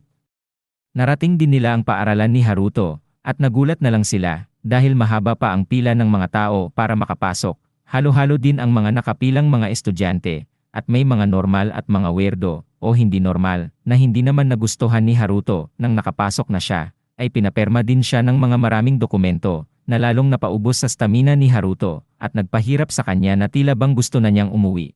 Nang nakapasok na si Haruto sa kanyang kwarto, ay agad naman niyang binuksan ang portal, at umuwi sa kanila, at nakita niya sina Flay at Charlotte na sobrang excited malaman kung kumusta ang kapital, na sinagot naman agad ni Haruto na sobra daw nakakapagod, at humiga siya sa sofa, at nagpahinga. Nang inutosan ni Haruto si Flay na magluto ng makakain, ay agad naman itong pinigilan ni Charlotte na gusto daw niyang makakain ng pagkain mula sa isang restaurant sa kapital. At nang matapos na silang maghanda, ay lumabas sila gamit ang pintoang portal. Sa labas ay nasa loob na sila mismo sa kapital. Namangha naman si Charlotte at si Liza, dahil ngayon lang sila nakakita ng napakaraming tindahan. Kumain muna sila sa isang restaurant, at pagkatapos ay nagpakita si Charlotte ng mapa sa lungsod. Inatasan niya si Flay na mag-survey sa timog na distrito at si Liza naman ay sa kanluran. Si Charlotte at Haruto ay magkasamang magsusurvey sa silangang distrito. Nang magsimula na sila sa kanilang pagsusurvey, at ang natira na lang ay si Haruto at Charlotte, bigla naman sinabi ni Charlotte na magde-date daw sila ni Haruto, at sobrang nagulat naman si Haruto dahil baka iba ang ibig sabihin ni Charlotte, at baka dahil din ito sa kapapanood niya ng anime. At sobra din nasiyahan si Haruto dahil ito daw ang pinakauna niyang date na mararanasan. Nagsimula na sila sa kanilang pamamasyal sa iba't ibang lugar sa lungsod, at binilhan din ni Haruto si Charlotte ng isang kwentas, at sa kanilang pamamasyal ay hindi sinasadyang mabunggo ni Charlotte ang isang babae na natulungan ni Haruto noon sa labas ng kapital. Agad namang humingi ng pasensya ang dalawa, at nang magkaharap na yung babae at si Haruto, ay may natandaan ang babae na parabang nagkatagpo na sila ni Haruto. Sinabi naman ni Haruto na kauna-unahang pagkikita lang nila nito. Pero hindi pa rin maialis ng babae dahil nadama niya ang sobrang laking kapangyarihan na nasa loob ni Haruto, kagaya ng itim na kabalyerong nakaharap niya noon. Sinabi naman ni Haruto na level 2 lang siya, at nagkakamali yung babae. At agad naman itong humingi ng paumanhin at nagmamadaling umalis patungo sa kanyang part-time interview. At napansin ni Haruto na parang tulala si Charlotte, at tinanong niya kung ano ang nangyari. Sinabi ni Charlotte na may parang kakaiba sa babae na hindi niya maipaliwanag, at alam niya na hindi ito isang ordinaryong babae. Nagtaka si Haruto dahil pareho sila ni Liza ng nararamdaman sa babae. Nang umaga na yon ay nag-uusap si Haruto, at ang clone niya, sinabi ng clone na mayroon daw dumating na mga tauhan ng paralan, at nagpapaalam sa kanya na kailangan niyang dumalo para sa isang entrance exam. At tumanggi ang clone na siya ang dadalo sa pagsusulit dahil napagod ng husto ang clone dahil nasa loob lang siya ng kwarto ni Haruto sa paaralan ng ilang araw na walang ginagawa. Inakala din ni Haruto na hindi na niya kailangang dumalo ng pagsusulit at exempted na siya, pero naisip niya na isa itong oportunidad dahil ang plano nila ay bumagsak sa pagsusulit at mapatalsik sa paaralan bago pa siya makakapasok nito at nananabik siyang dumalo sa pagsusulit. At nang pumunta na siya sa silid-aralan ng pagsusulit at dahan-dahan siyang pumunta upang walang makakakita sa kanya, at nang nasa pintuan na siya ay may dumating na isang guro na nasa likuran ni Haruto. Sinabi din ng guro na naghihintay na daw siya sa pagdating ni Haruto Zenfis. At nang pumasok na sila sa loob ng silid, ay namangha si Haruto dahil sa laki nito na parabang kasya nito ang 100 tao. Naisipan niya agad na gagawin niya ang lahat na makakaya niya na mapabagsak ang kanyang pagsusulit. Nang ipinasa na ng guro ang papel ng pagsusulit, nasasabik na rin si Haruto na sagutin ng mga maling sagot ang pagsusulit. Nang makita niya ang unang papel sa pagsusulit ay napansin niya na wala siyang alam sa paksa nito at napagdesisyonan niya na ang kanyang isasagot ay wala siyang ideya nito. Ngunit sa ikalawang papel ay tungkol sa barrier magic. Baka mahuli siya na nagkukunwari lang siyang walang alam nito, so napag-isipan niyang sasagutin na lang niya ang ilan nito. Sa huling pahina ng pagsusulit ay tungkol sa sinaunang mahika. Naalala niya na nagbabasa siya nito sa kanilang silid-aklatan ng kanilang kastelyo at hindi niya namalayan na naparami pala ang mga sagot niya. Dali-dali naman niyang hininto ito at ipinasa sa nagbabantay na guro at sinabing tapos na siya. At nang makuha na ng guro ang mga papel, ibinanggit niya na lilipat sila ng silid-aralan para sa pagtatasa ng level ng kanyang mahika. At nang nakapasok sila sa silid-aralan ay mayroon siyang narinig na nagsasalita. Hinanap ni Haruto kung saan nagmumula ang boses. Nagsalita din naman ang mahiwagang boses, at sinabihan si Haruto na tumingin sa baba. Nang sinunod naman ni Haruto ito ay nabigla siya dahil ay may isang maliit na babae na tila bang bata pa ito. Nang makita ng maliit na babae si Haruto, ay namangha naman siya sa kanyang kagwapohan at nagpakilala bilang si Terieta Lucianel, at ang focus niya ay ang pagsasaliksik sa mga sinaunang mahika. At dahil nga sa kapilyohan ng guro na ito ay pinahinto siya ng assistant sa kanyang mga nakakatawang reaksyon. At magsisimula na daw sila sa pagsusukat ng level ng kanyang mahika. At nang makita ng guro na ito ang mga sagot niya sa exam, ay bigla na lang nag-iba ang ihip ng hangin at naging seryoso na siya. At inaakala ni Haruto na baka nagalit ito nang makita ang kanyang mga bolok na mga sagot. At nang magsimula na silang magsukat ay walang kaimik-imik si Haruto na simulan ang pagsusukat dahil alam niya na level 2 lang siya. Pero maya-maya ay bigla na lang umilaw ng matindi at nabasag ang kristal ng pagsusukat. Na ikinagulat ng dalawang guro, ngunit si Haruto ay nagtaka kung bakit ang dali nitong nabasag, at pinagkamalan niya itong basurang kagamitan. Inaakala niya na magagalit yung guro sa kanya, at naging excited siya dahil baka ito ang maging dahilan ng kanyang pagbagsak sa pagsusulit at makakauwi siya sa kanila ng maaga.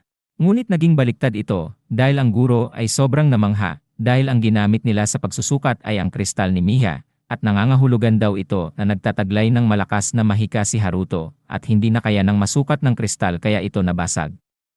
Pero ang sabi ng assistant ay mayroon lang daw si Haruto na level 2 ayon sa narinig niya. Ngunit hindi naniniwala ang maliit na guro dahil ang lahat daw ng bagay ay mayroong naiiba at ganoon daw si Haruto. At maliban daw roon ay mas namangha din ang guro sa mga sagot ni Haruto sa exam. Ang pagsagot daw niya na wala siyang alam ay nagustuhan din ng weirdong guro at sa tanong ng barrier magic at sinaunang mahika, ay kuhang-kuha daw ni Haruto ang sagot na ito base sa naisulat niya sa kanyang libro, at doon din nalaman ni Haruto na siya pala ang author ng libro na binasa niya noong bata pa siya.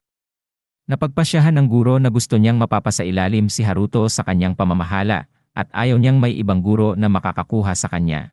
At nang tinanong na ng guro si Haruto na gusto ba niyang sumali sa kanyang pananaliksik sa mga sinaunang mahika, ay agad naman itong tinanggihan ni Haruto, at nataranta ang guro at tinanong ulit si Haruto. Ngunit desidido na si Haruto na hindi siya sasali sa kanya, at umalis agad sa kwarto, at sobrang hindi makapaniwala ang guro sa nangyari.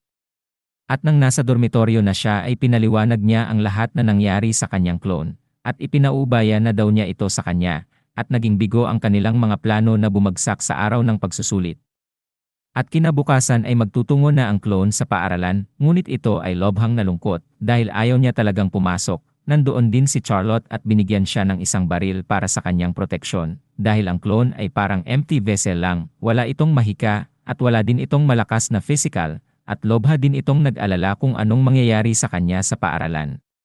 At nang matapos na ang kanyang klase ay sobrang nasiyahan ang clone, at dali-dali siyang tumakbo papunta sana sa kanyang dormitoryo nang biglang may nakita siyang hindi kaaya-aya sa paningin, isang grupo ng mga estudyante na alam niya na walang magandang kahihinatnan kung masasangkot ka sa kanila, kaya palihim siyang tumabi sa daan, nakayuko at tahimik, ngunit bigla na lang huminto ang mga ito, at tinawag ang isang babae, at nasiyahan naman ang clone, dahil hindi siya ang tinawag ng mga ito.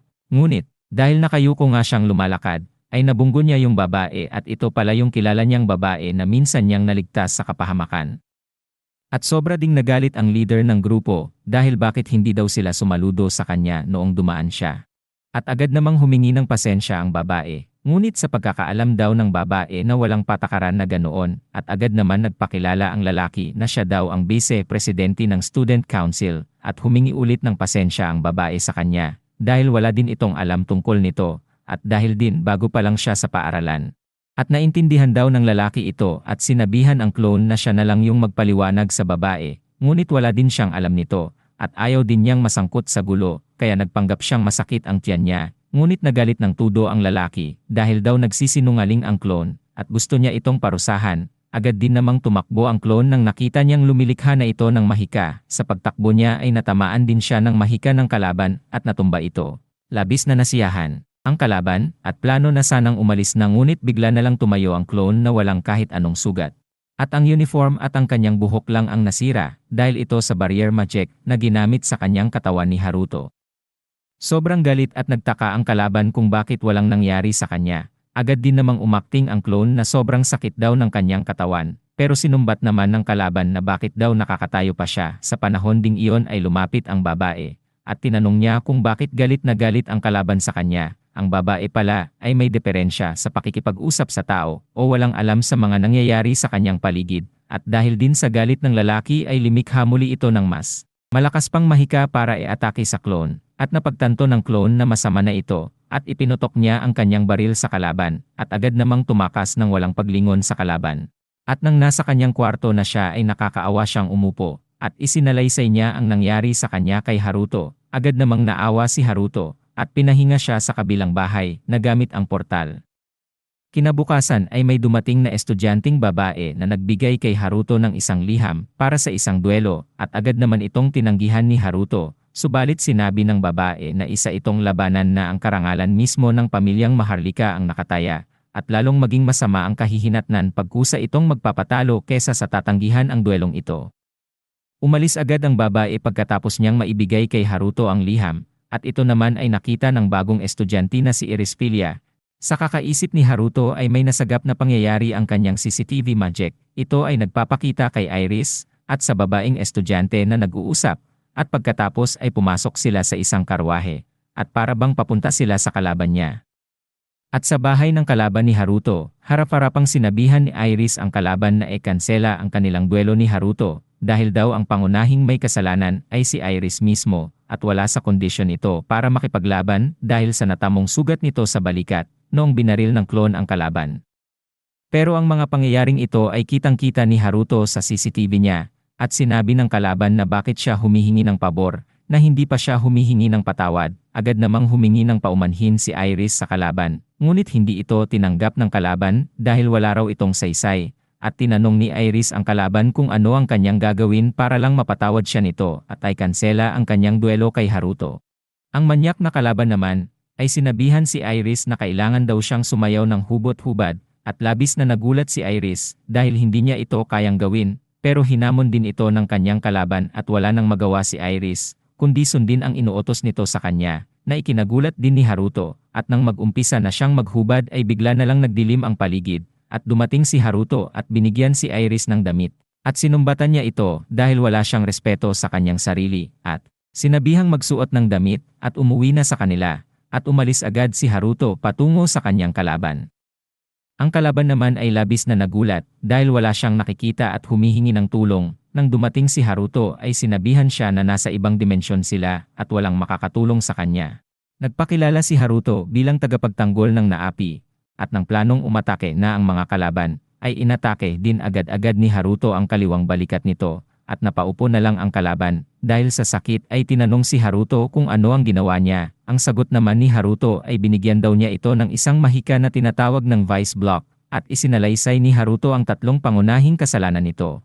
Ang una ay ang paghamon ng away sa isang bagong estudyante at na nagdudulot ng kaguluhan, at sinagot naman ng kalaban niya na siya raw ay isang kahalili ng pamilyang Hafen at Vice Presidente, at bilang mga upperclassmen ay may permiso silang magbigay ng gabay sa mga mababang estudyante, at ang pangalawa daw ay ang pagbigay niya ng parusa sa isang underclassmen sa publiko nang walang manlang abiso sa taong ito.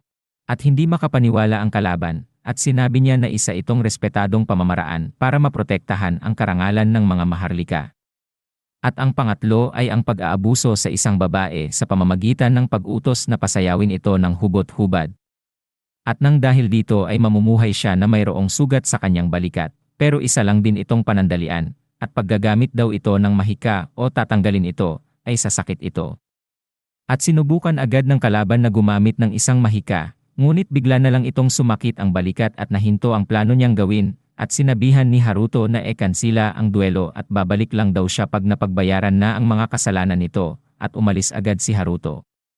At nang nawala na si Haruto, ay bumalik sa dati ang lugar ng kalaban, at nakita ng mga tauhan niya na nakayuko ang kalaban, at may sugat ito. Tinawag naman ang kanyang mga tauhan ang isang manggagamot para gamutin ang sugat nito, ngunit lalong sumakit ang sugat ng kalaban.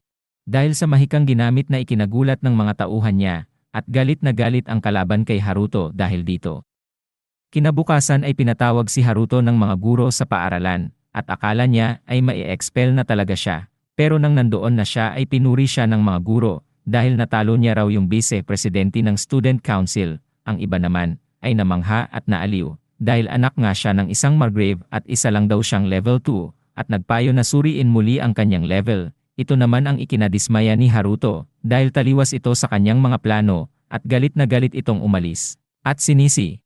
At sa pagmamadali niya, ay nakatagpo niya yung maliit na guro na agad niya naman tinanggihan, kahit wala pa itong sinasabi. At ang guro naman ay sinabihan siyang kailangan niyang sumali sa kanyang research lab, at pinaliwanag niya na ang paaralan daw ang nag-aalok ng 2 kurikulum, at kailangan niyang sumali sa isa sa mga ito.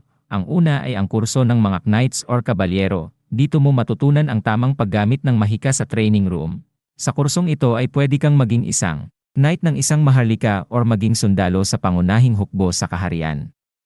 Ang pangalawa naman ay ang kurso ng mga mananaliksik. Dito ka magre-research ng mga mahika sa loob ng isang research lab, at ang mga iba't ibang paggamit nitong mahika na ito. At sa punto din iyon ay dumating si Prinsepe Laios at sabik nang makita niya si Haruto, at tumakbo palapit sa kanya. Ngunit ang nakikita ni Haruto ay parang inaatake siya nito, dahil nga si Laios ay naging maskulado na, at hindi ito namukhaan ni Haruto, at agad din niyang inatake ito, at nagtaka siya bakit siya inaatake nito.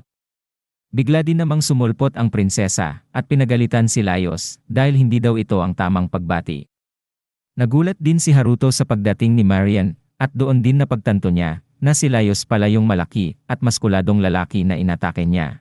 At doon din nag-uusap silang magkapatid dahil sa tagal din nilang hindi nagkita. Tinanong ni Marian si Haruto kung mayroon na ba siyang nasalihan na kurso, at inimbitahan niya agad na sumali sa kanyang research lab nang malaman niyang wala pa. Umalma naman si Laios dahil sa kanyang kurso daw sasali si Haruto, at hindi naman nagpatalo ang maliit na guro, sa kanya daw sasali si Haruto. Umalma naman si Laios sa guro dahil hindi daw patas kung ang guro mismo ang umimbita sa kanya. Pero namukhaan ito ni Laios, at ito pala ay si Professor Tirieta Lucianel, at sinabihan si Haruto na ang guro na ito ay nag-aaral sa mga sinaunang mahika, pero wala naman mga resultang na ipakita sa paaralan, at lagi daw ito nagtatalo sa ibang mga guro, pero umalma naman si Terieta dahil hindi daw ito naiintindihan ng mga mahihina ang kukuti, at nagsimula ulit ang kanilang pagtatalo kung saan ba talaga sasali si Haruto, at pinapili naman si Haruto kung sino sa kanila ang kanyang sasalihan. At tiyempo namang dumating si Iris at nagsabi sa kanila na gusto niya raw makausap si Haruto, at ito rin ang nagbigay daan kay Haruto na maging rason sa kanyang pagtakas sa magulong sitwasyon niya, at sinabihan sila na mayroon daw silang dalawang plano ng pag-uusap, at kailangan na silang umalis. Nagulat naman si Marien, at tinanong si Laios kung anong relasyon nilang dalawa ni Haruto. Nang makatakas na si Haruto sa lugar na yon, ay tinanong niya si Iris kung ano ang kanilang pag-uusapan. Ngunit ang unang tinanong ni Iris ay kung pareho ba sila ng taong natagpuan ni Iris noong nakaraang araw. Nagulat naman si Haruto at tinanong niya kung ano ang ibig sabihin niya. Ang sagot naman ni Iris ay ganap na naiiba siya sa Haruto na nakatagpo niya kahapon. Hindi naman namalayan ni Haruto na dali-dali niyang nilagyan ng isang baryer na nakapalibot sa kanilang dalawa, dahil nagulat talaga siya at alam niya na hindi ito ordinaryong tao. At naramdaman naman ni Iris na mayroon barrier na nakapalibot sa kanya, at labis na namang nagulat si Haruto kung paano ito nalaman niya. At tinanong ni Haruto kung bakit daw siya naiiba sa Haruto na nakita niya kahapon. Sinagot naman ni Iris na, sa una nilang pagkikita, ay pareho ang kanyang naramdamang malakas na mana, ang ngayon na Haruto. Pero ang Haruto na nakita niya kahapon, ay wala siyang naramdaman na kahit anong mana sa kanyang katawan.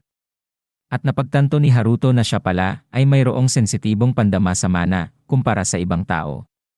Nagtaka din si Haruto na bakit puwersa ang tawag niya sa mana, at naalala niya na si Flay ay ganoon din ang tawag nito, kaya tinanong agad ni Haruto si Iris kung isa ba siyang demon. Nagulat si Iris ang sinayasat niya ang kanyang ulo at katawan kung mayroon bang parte ng demon na nakikita si Haruto. At tinanong si Haruto kung demonyo ba siya sa kanyang paningin, at sinagot naman ni Haruto na hindi.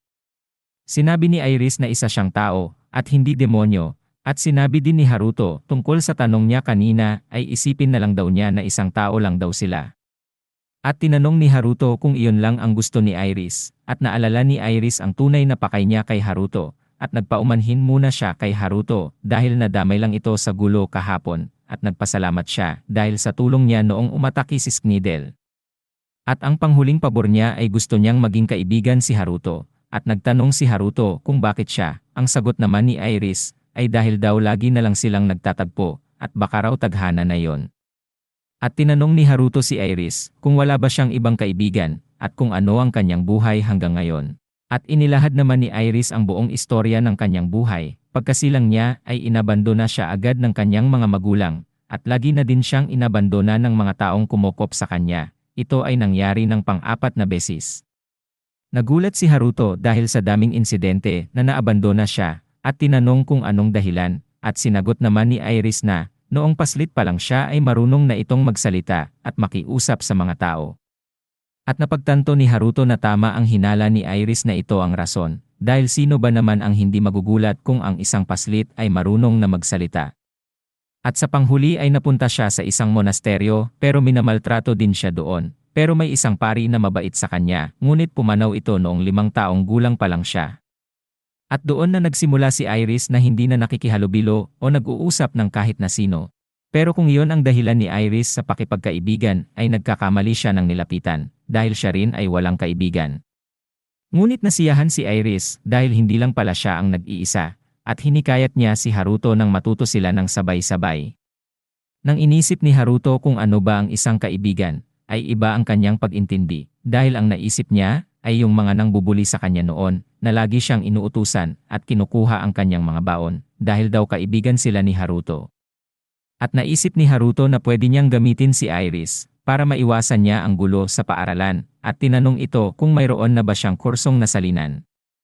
Sinagot naman ni Iris na sumali na siya sa isang research lab, tungkol sa mga sinaunang mahika. Sumakit naman ang ulo ni Haruto, dahil sa lahat ba namang research lab, ay ang nasalihan pa niya, ay yung research lab ni Terieta. At walang magawa si Haruto na piliin na lang ito, dahil gusto niya ring maging kaibigan si Iris.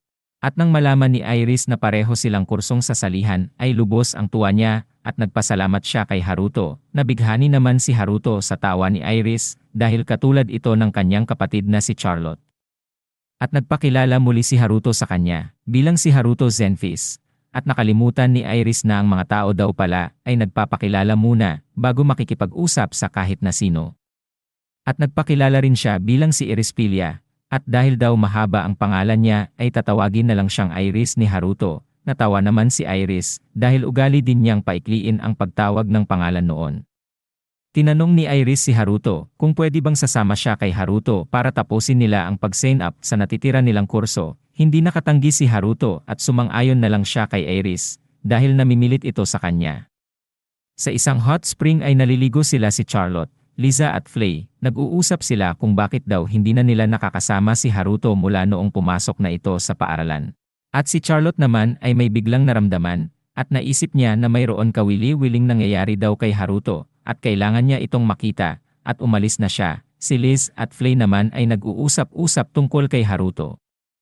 Nagrereklamo si Flay dahil paminsan-minsan na daw niya nakakasama si Haruto at ayaw niya itong maging katulong sa paaralan. Namangha naman si Liza kay Flay dahil seryoso daw itong naglilingkod sa kanyang master at siya raw ay hindi niya gustong maglingkod sa kahit na sinong tao at yun ang dahilan kung bakit nag-iisa lang siya.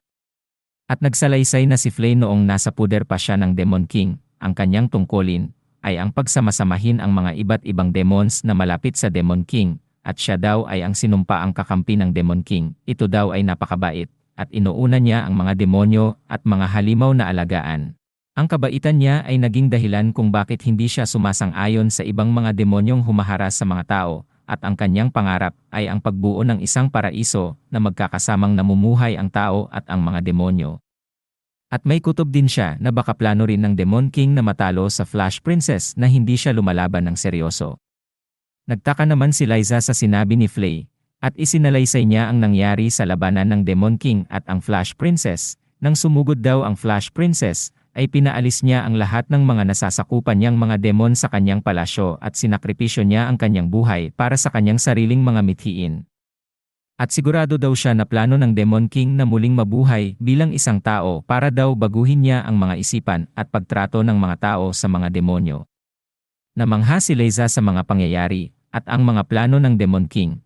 At sinabi daw ni Haruto kay Flay na wala daw siyang naaalala sa kanyang nakaraang buhay at baka sinadya nitong burahin ang kanyang alaala para makakayanan nitong maging marahas sa kanyang mga kalaban.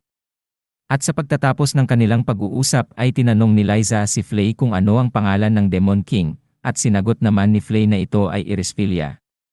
So si Iris pala ang nakaraang Demon King na nabuhay ulit. At sa pag-uusap ni Haruto at Iris ay napunta na sila sa kwarto ni Haruto na ikinabahala din ni Haruto dahil hindi niya naisip na babae pala ang naimbitahan niya sa kanyang kwarto. At sa pagbukas ni Haruto ay nakita niya si Charlotte na nanonood ng isang anime na ikinagulat naman ni Charlotte at tinanong niya si Haruto kung kasintahan niya ba ito at agad naman sinabi ni Haruto na kaibigan lang daw niya si Iris at wala nang iba pa. At namangha naman si Charlotte dahil mabilis itong nakahanap ng kaibigan sa paaralan. At hindi daw nakakapagtataka kung magkakaroon siya ng 5 o 10 mga kasintahan, at handa na din daw siyang maging pangalawang asawa ni Haruto, at hindi naman ito pinansin ni Haruto ang mga biro ni Charlotte, at sinabing huwag itong malikot dahil mayroon silang bisita. Pinakilala naman ni Haruto ang kanyang kapatid na si Charlotte kay Iris. At nagkita na rin daw sila nito noong namamasyal sila sa syudad at sinabihan niya si Charlotte na magsisimula na daw sila ni Iris mamili ng klase na sasalihan nila. Nang nagsusulat na sila, ay napansin ni Iris na gumagamit si Haruto ng isang dice para mamili ng mga klase at tinanong niya ito kung nakakatulong ba ito sa kanyang pagpili ng mga klase. Sinagot naman ito ni Charlotte na madali lang daw ni Haruto ang anumang klase. At nang tinamad na si Haruto, ay pinaubayan na lang niya ito kay Charlotte na pumili ng kahit anumang klase na nababagay sa kanya. At ikinasaya naman ito ni Charlotte, at sinimulan na niya ang pagpili. Nang matapos na si Charlotte pumili, ay binigay niya agad ito kay Haruto, at labis naman nasiyahan ito. Ngunit tinanong naman ni Iris kung bakit hindi niya ito tinignan muna, at sinabi naman ni Haruto na lahat ng napili ni Charlotte, ay pinaniniwalaan niyang makakabuti ito sa kanya. At nagtaka naman si Iris kung pumapasok ba si Haruto sa paaralan na may mga plano at mga kahilingang matupad, ngunit si Charlotte ang sumagot nito na ang mga layunin daw ni Haruto ay sa labas ng akademya at ayaw niya itong ibunyag kahit kaibigan sila ni Haruto at ang hinihinala ng ibang tao na pumapasok si Haruto sa paaralan para matuto ay hindi ito totoo dahil si Haruto mismo ay nalampasan na niya itong mga klase na ito. Namangha naman si Iris at na-stress naman si Haruto sa mga sinabi ni Charlotte, at nagtaka si Haruto kung bakit nasa kwarto si Charlotte at ano ang pakay niya. Sinabi naman ni Charlotte na natupad na daw ang pakay niya at uuwi na siya. Nagpaalam si Charlotte kay Iris at nagtaka si Iris kung paano nakapunta si Charlotte. Naisip naman ni Haruto na baka makita ni Iris ang pinto ang portal. Agad naman niyang tinakpan ang mga mata ni Iris. At ang narinig na lang niya ay may bumukas na pinto maliban lang sa entrance ng kwarto. Sinabi naman ni Haruto na wala lang yun. At nagpatuloy na sila sa kanilang pagpili ng kurso o leksyon na kanilang papasukan. Kinaumagahan ay magsisimula na ang klase, at ipinaliwanag ni Charlotte ang schedule ng kanyang klase sa araw na yon, at dahil daw sa kanyang performance sa entrance exam ay napunta siya sa class C, at dahil daw ang exam ay base sa regular class, huwag daw mag-alala si Haruto, at makakalipat din siya sa class A ng saglit lang. Pero nagtaka si Haruto kung bakit may mga mahihirap na leksyon na pang-upper grade. Pinili daw iyon ni Charlotte dahil alam niya na madali lang daw ito ni Haruto. Napag-isip-isip din si Haruto na maganda din ito sa plano niya dahil pag ipapakita niya sa mga kaklase niya na hindi siya marunong sa mga klaseng ito at mapapahiya siya at magiging sanhi din ito sa kanyang pagbagsak o expel sa paaralan. Nang lumabas na si Haruto sa kanyang dormitoryo ay nasa pintuan na si Iris at naghihintay sa kanya. Si Iris naman ay nagtaka kung sino ang kasama ni Haruto at pinakilala naman ni Haruto na si Liza at ito ang katulong niya sa paaralan. Nagtaka si Iris kung bakit nasa class C si Haruto at si Iris naman ay nasa class A at pinayohan naman si Haruto na huwag mag-alala at magiging class A siya sa lalong madaling panahon. Nang pumasok na si Haruto sa class C ay nagtaka siya kung bakit lahat ng tao ay nakatingin sa kanya hanggang sa pag-upo niya. At naalala niya na usap-usapan pala siya sa paaralan dahil sa nangyari sa vice-presidente ng Student Council. Nang magsimula na ang leksyon, ang guro ay pinaliwanag muna niya na ang kanilang grado ay ang batayan kung may tsansa ba silang pupunta sa mataas na klase o bababa sila patungo sa Class D, at dahil dito ay magsisimula na sila ng panibagong exam sa araw na iyon. Kumikinang-kinang naman ang mata ni Haruto dahil magkakaroon na rin siya ng tsansa na bumagsak sa klase at matutupad na rin ang kanyang mga plano. Pero nang makita niya ang papel ng pagsusulit ay nagtaka siya kung bakit ang dali-dali lang ng mga tanong. Naalala niya na kagaya ito sa mga tanong noong tinuturuan pa niya si Charlotte noong bata pa ito. Nagtaka si Haruto kung bakit nagbigay ang guro ng pambatang pagsusulit. Naisipan na lang niya na baka sinadya ito ng guro para malito ang mga mag-aaral. At naisipan din niya na pagsasagot siya ng mga mali-maling sagot ay malalaman ito ng guro na sinadya niya ito. So ang plano niya ay sasagot na lang ito sa pinakamababang hangganan ng pagsusulit at kukuha ng score na 60 lang. Nang matapos na ang pagsusulit, ay naging dismayado ang guro dahil sa puntos na nakuha ng mga estudyante. Ang average na puntos ng mga estudyante ay 20 lamang. Pero okay lang iyon dahil kahit Class B ay ang tinatsansang puntos ay 50 lang din. Pero ang guro ay nagagalak din kasi mayroong isang nakapuntos ng 60 at ito ay walang iba kundi si Haruto. Nagtaka si Haruto at naisipan pa niya na baka siya lang daw ang nagkaroon ng napakadaling pagsusulit o baka mahina lang ang kanyang mga kaklase. Pero naisip rin niya na genius lang ang kanyang bunsong kapatid na si Charlotte kumpara sa kanyang mga kaklase.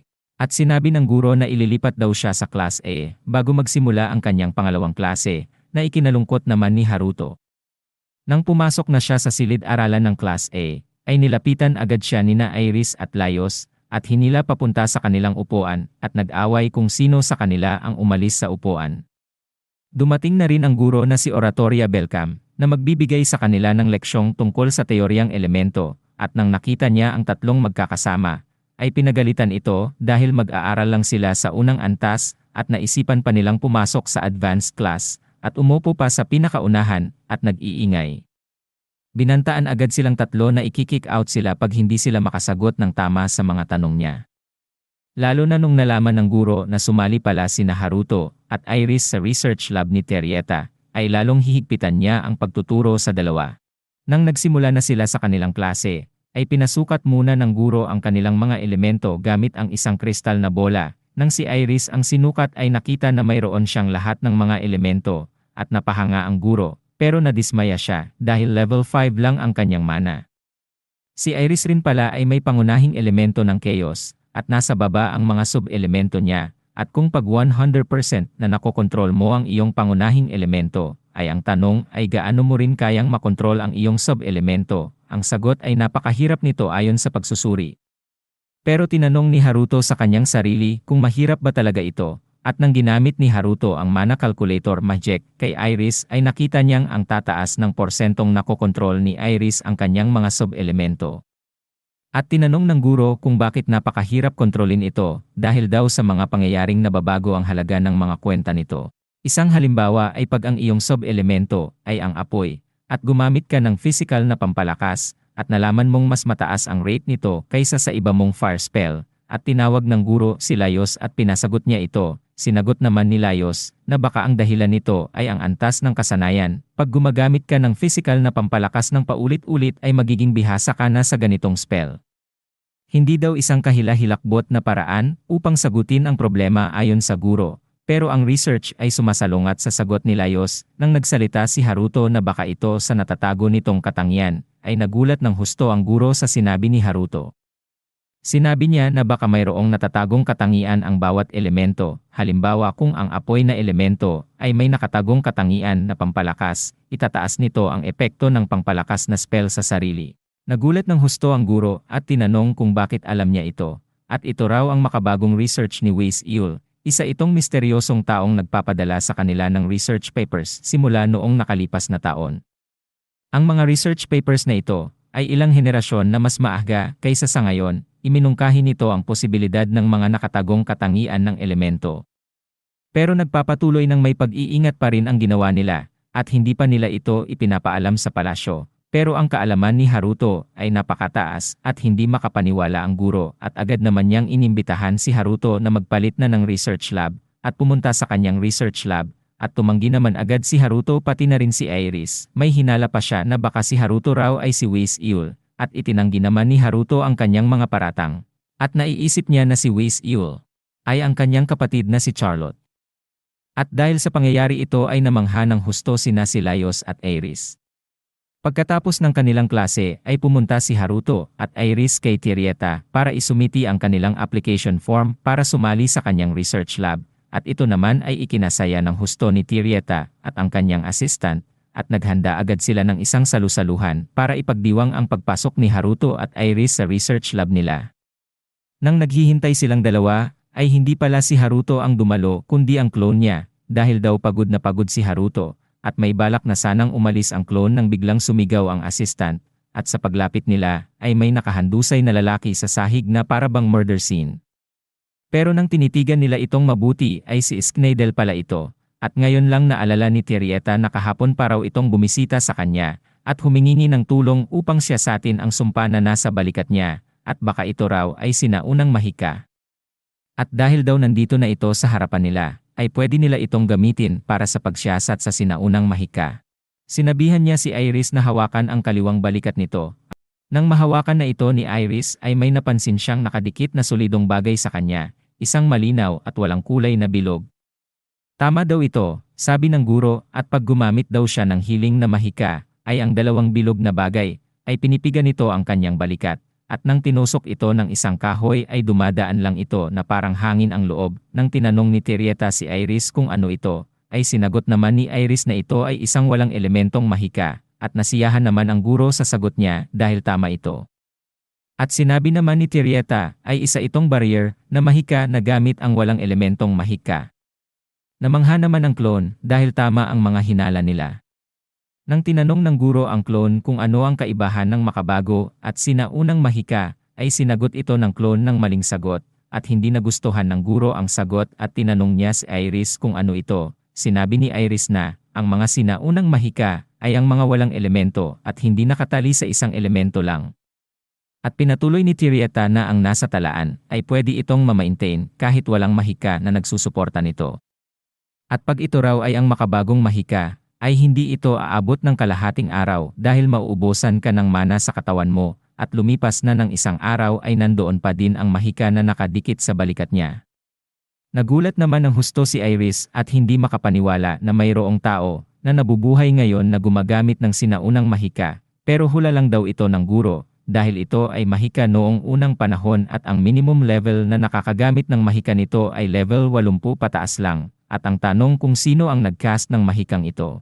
Sumagot naman si Iris na hindi siya ang may kagagawa nito, at hindi niya rin alam kung sino, at kitang-kita naman na hindi nagsisinungaling si Iris. Pero nasabi rin daw na nandoon si Iris sa mga panahon na iyon. Nilapitan naman ng guro ang lalaki, at pinagsasampal ito dahil gusto niyang malaman kung sino ang may kagagawan nito. Nang gumising na ang lalaki, dahil sa sampal, ay nagalit ng husto ito nang makita niya ang clone, ngunit pinagbantaan ito ni Tirieta na pag hindi siya magsasalita kung sino ang naglagay ng sumpa sa kanyang braso, ay hindi niya ito pagagalingin or susuriin ang sumpa.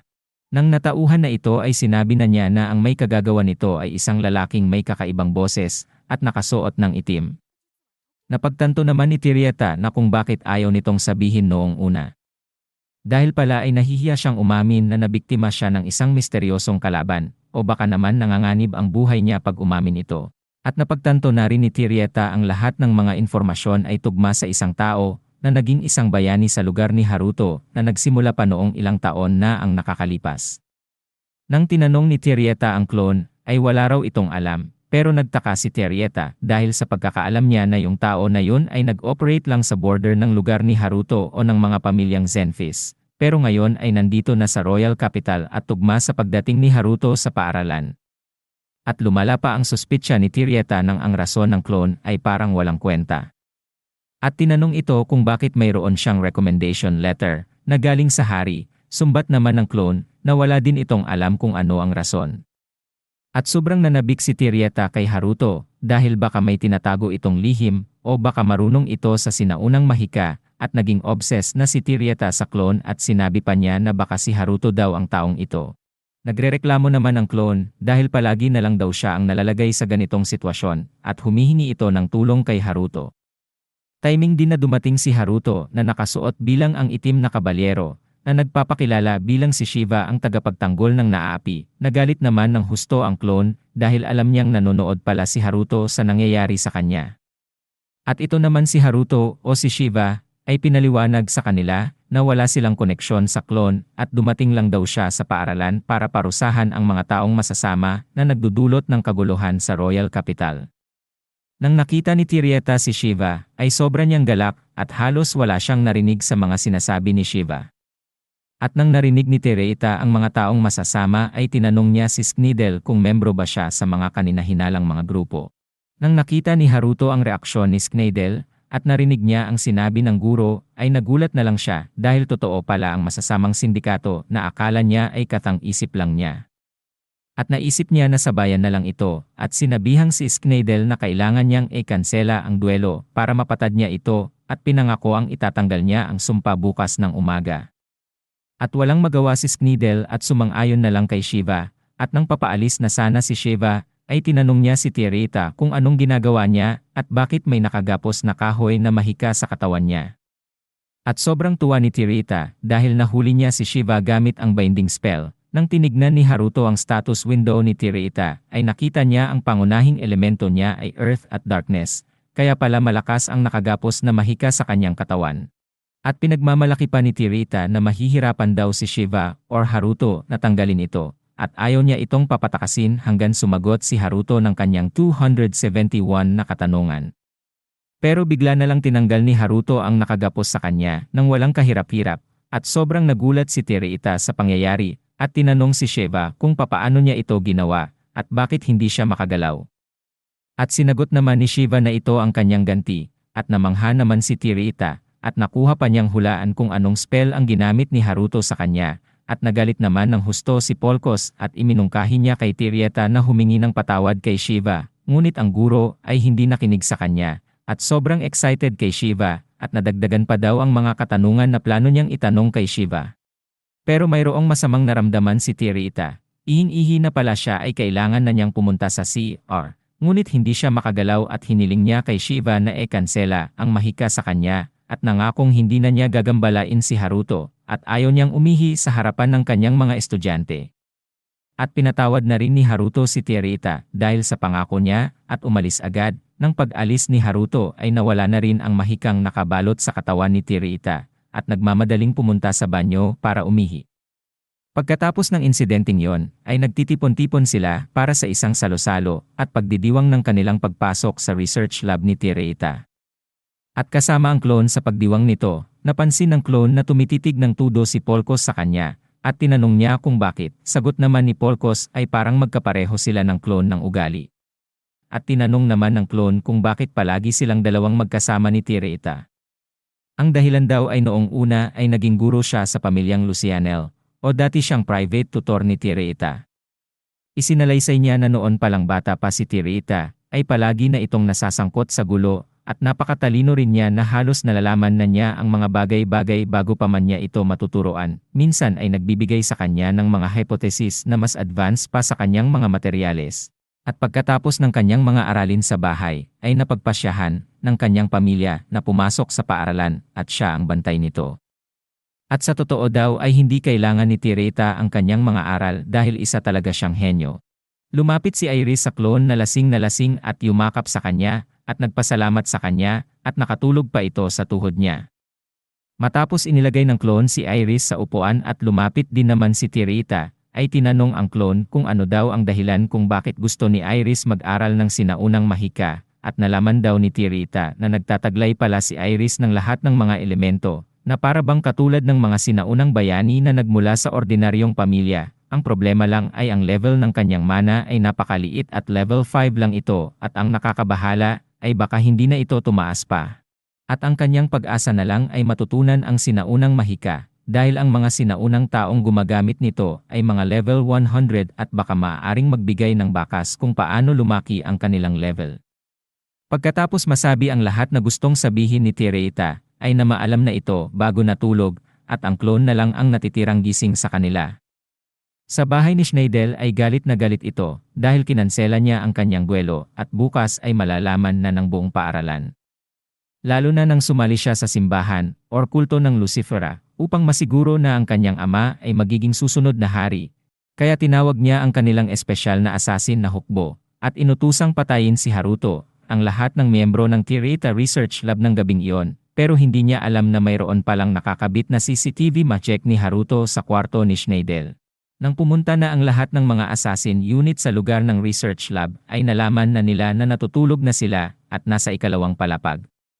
At sa paghahanda nila ay sinigurado muna nila na walang mga saksi ang makakakita sa kanila. Inatasan nila ang kanilang 10 miyembro na maglagay ng soundproof at mahika ng detection sa mga nanghihimasok sa paligid. At 10 miyembro para sa pag-atake sa mga biktima, 20 miyembro ng mga elite ang naatasan sa operasyon at bawal ang magkakamali o mabigo sa kanilang misyon. Nang magsimula na silang umatake at tumatakbo palapit sa gusali, ay bigla na lang mayroong nabundol na hindi nakikitang pader. Nang malaman ng ibang miyembro ay inutusan silang limibot sa buong paligid at tingnan kung mayroong butas o daanan. At nalaman nilang napapalibutan ang buong gusali ng isang malaking barrier. At nang inatake nila ito ay wala man lang gasgas at nalaman nilang barrier pala ito. Ngunit nagulat na lang sila na mayroong pintuan na sumulpot sa harapan nila. At nang binuksan ng isa sa kanila ang pintuan, ay hinila ito sa loob. At nagulat na lang ang iba at inutosang atakehin ang pintuan ng mga pinakamalalakas nilang spell, ngunit bumukas lang ito at parang kinain ang mahika. Nagulat ng husto ang leader nila at natakot kay Shiva. At ang ibang miyembro ay nagulat dahil may mga pinto ang lumabas at nakalutang sa hangin at isa-isa sa kanila ay kinukuha paloob sa pintuan. Natakot na sila at naging mas maingat dahil baka nasa paligid lang si Shiva. At nang may bumukas na pintuan at lumabas ang isang Shiva, ay inatake agad ito ng leader at namatay ito. Pero sa sandaling iyon ay may bumukas na maraming pintuan at lumabas ang maraming Shiva. Nagtaka ang leader nila dahil wala siyang narinig na marami palang Shiva, pero nagulat na lang ang isa sa kanila nang binuksan niya ang maskara ng isa sa namatay na Shiva, ay nakita niyang isa ito sa kanilang miyembro, at doon na nalaman nila na hindi pala ito mga Shiva kundi mga tauhan niyang nakasuot na kamukha ni Shiva. At nagpakita na ang tunay na Shiva na nakaupo sa hangin at lumilipad. Pero nang atakehin na sana ng leader nila, ay bigla na lang nagtaka ito dahil hindi na ito nakakagalaw at sinabi ni Shiva na lahat sila ay hindi na makakagalaw. At pagkatapos nito ay ginapos niya lahat ng mga assassin at pumunta sa bahay ni Schneidel. Nang tinanong ni Shiva si Schneidel kung sila ay nasa ilalim sa mga utos niya, at sinagot naman ni Schneidel na hindi niya kilala ang mga ito. At pinakitaan ni Haruto ang recording niya noong inutosan niya ang kanyang mga tauhan para patayin si Haruto. Ang lahat ng mga miyembro ng research lab nagulat naman si Schneidel sa nakita niya dahil hindi pa siya ito nakakakita ng ganitong klaseng mahika.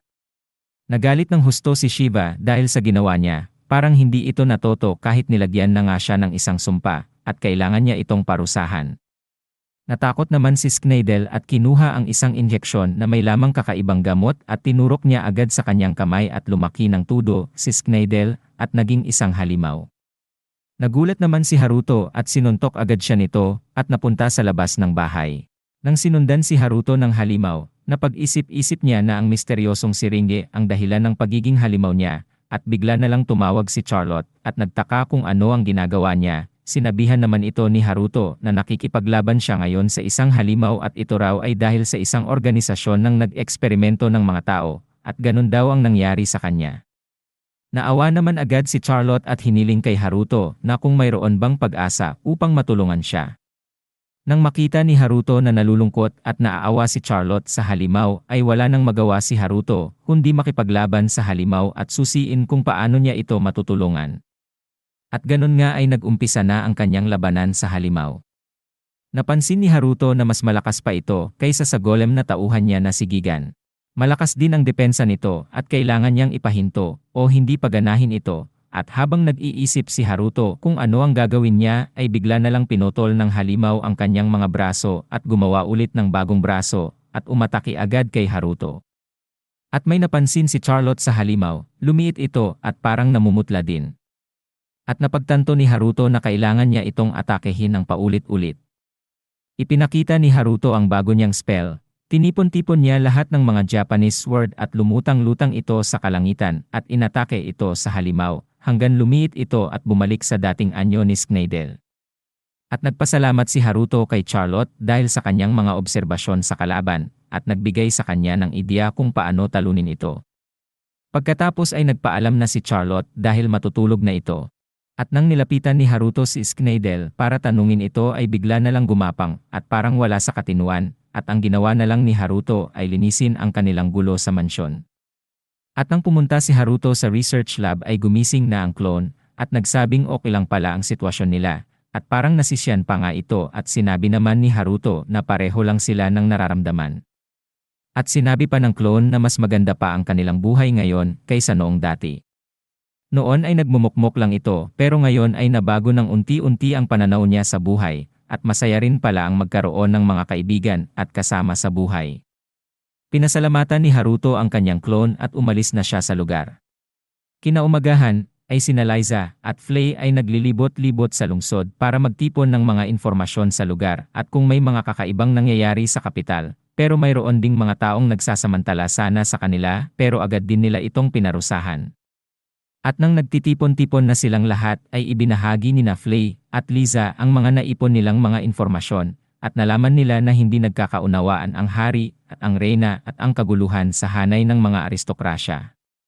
At napagtanto ni Charlotte na tama ang kanyang mga hinala pero hindi pa rin raw ito sapat na katibayan ayon kay Liza. At ipinakita ni Charlotte ang labanan ni Haruto at ni Skneidel kagabi upang maipakita sa kanila na tama raw siya. At sinabi din ni Charlotte na ito raw si Skneidel ay isang vice presidente ng student council, ang palihim na student council raw ay parang may nalalaman sa kapangyarihan ni Haruto. At parang ang student council ay kasamahan ng masamang sindikato na nagplaplano ng gulo sa Royal Capital. At kailangan na raw nilang kumilos at pumasok sa paaralan ng palihim upang makaipon ng mga informasyon at ebidensya at para rin malaman nila ang mga plano nito at ang mga paraan upang sugpuin ito. At doon na nagtatapos ang kanilang pagtitipon-tipon. At may iminungkahi si Liza na bigyan daw nila ng pangalan ang kanilang pagtitipon-tipon at ipinangalanan niya itong Camelot. At ang lahat ng ito ay kitang-kita ni Haruto at naging abala din ito kay Haruto dahil gusto nilang pumasok sa paaralan pero alam din niya na totoo daw ang masamang sindikato ayon kay Terita. At kailangan din niyang obserbahan ang reyna dahil may kutob siya na may kinalaman ito sa sindikato at kailangan niyang maging seryoso sa pamamasid at lagyan ang buong sulok ng kapital ng CCTV Magic upang maging ligtas din ang investigasyon nila ni Charlotte. At doon na nagtatapos ang Season 1 ng series na ito.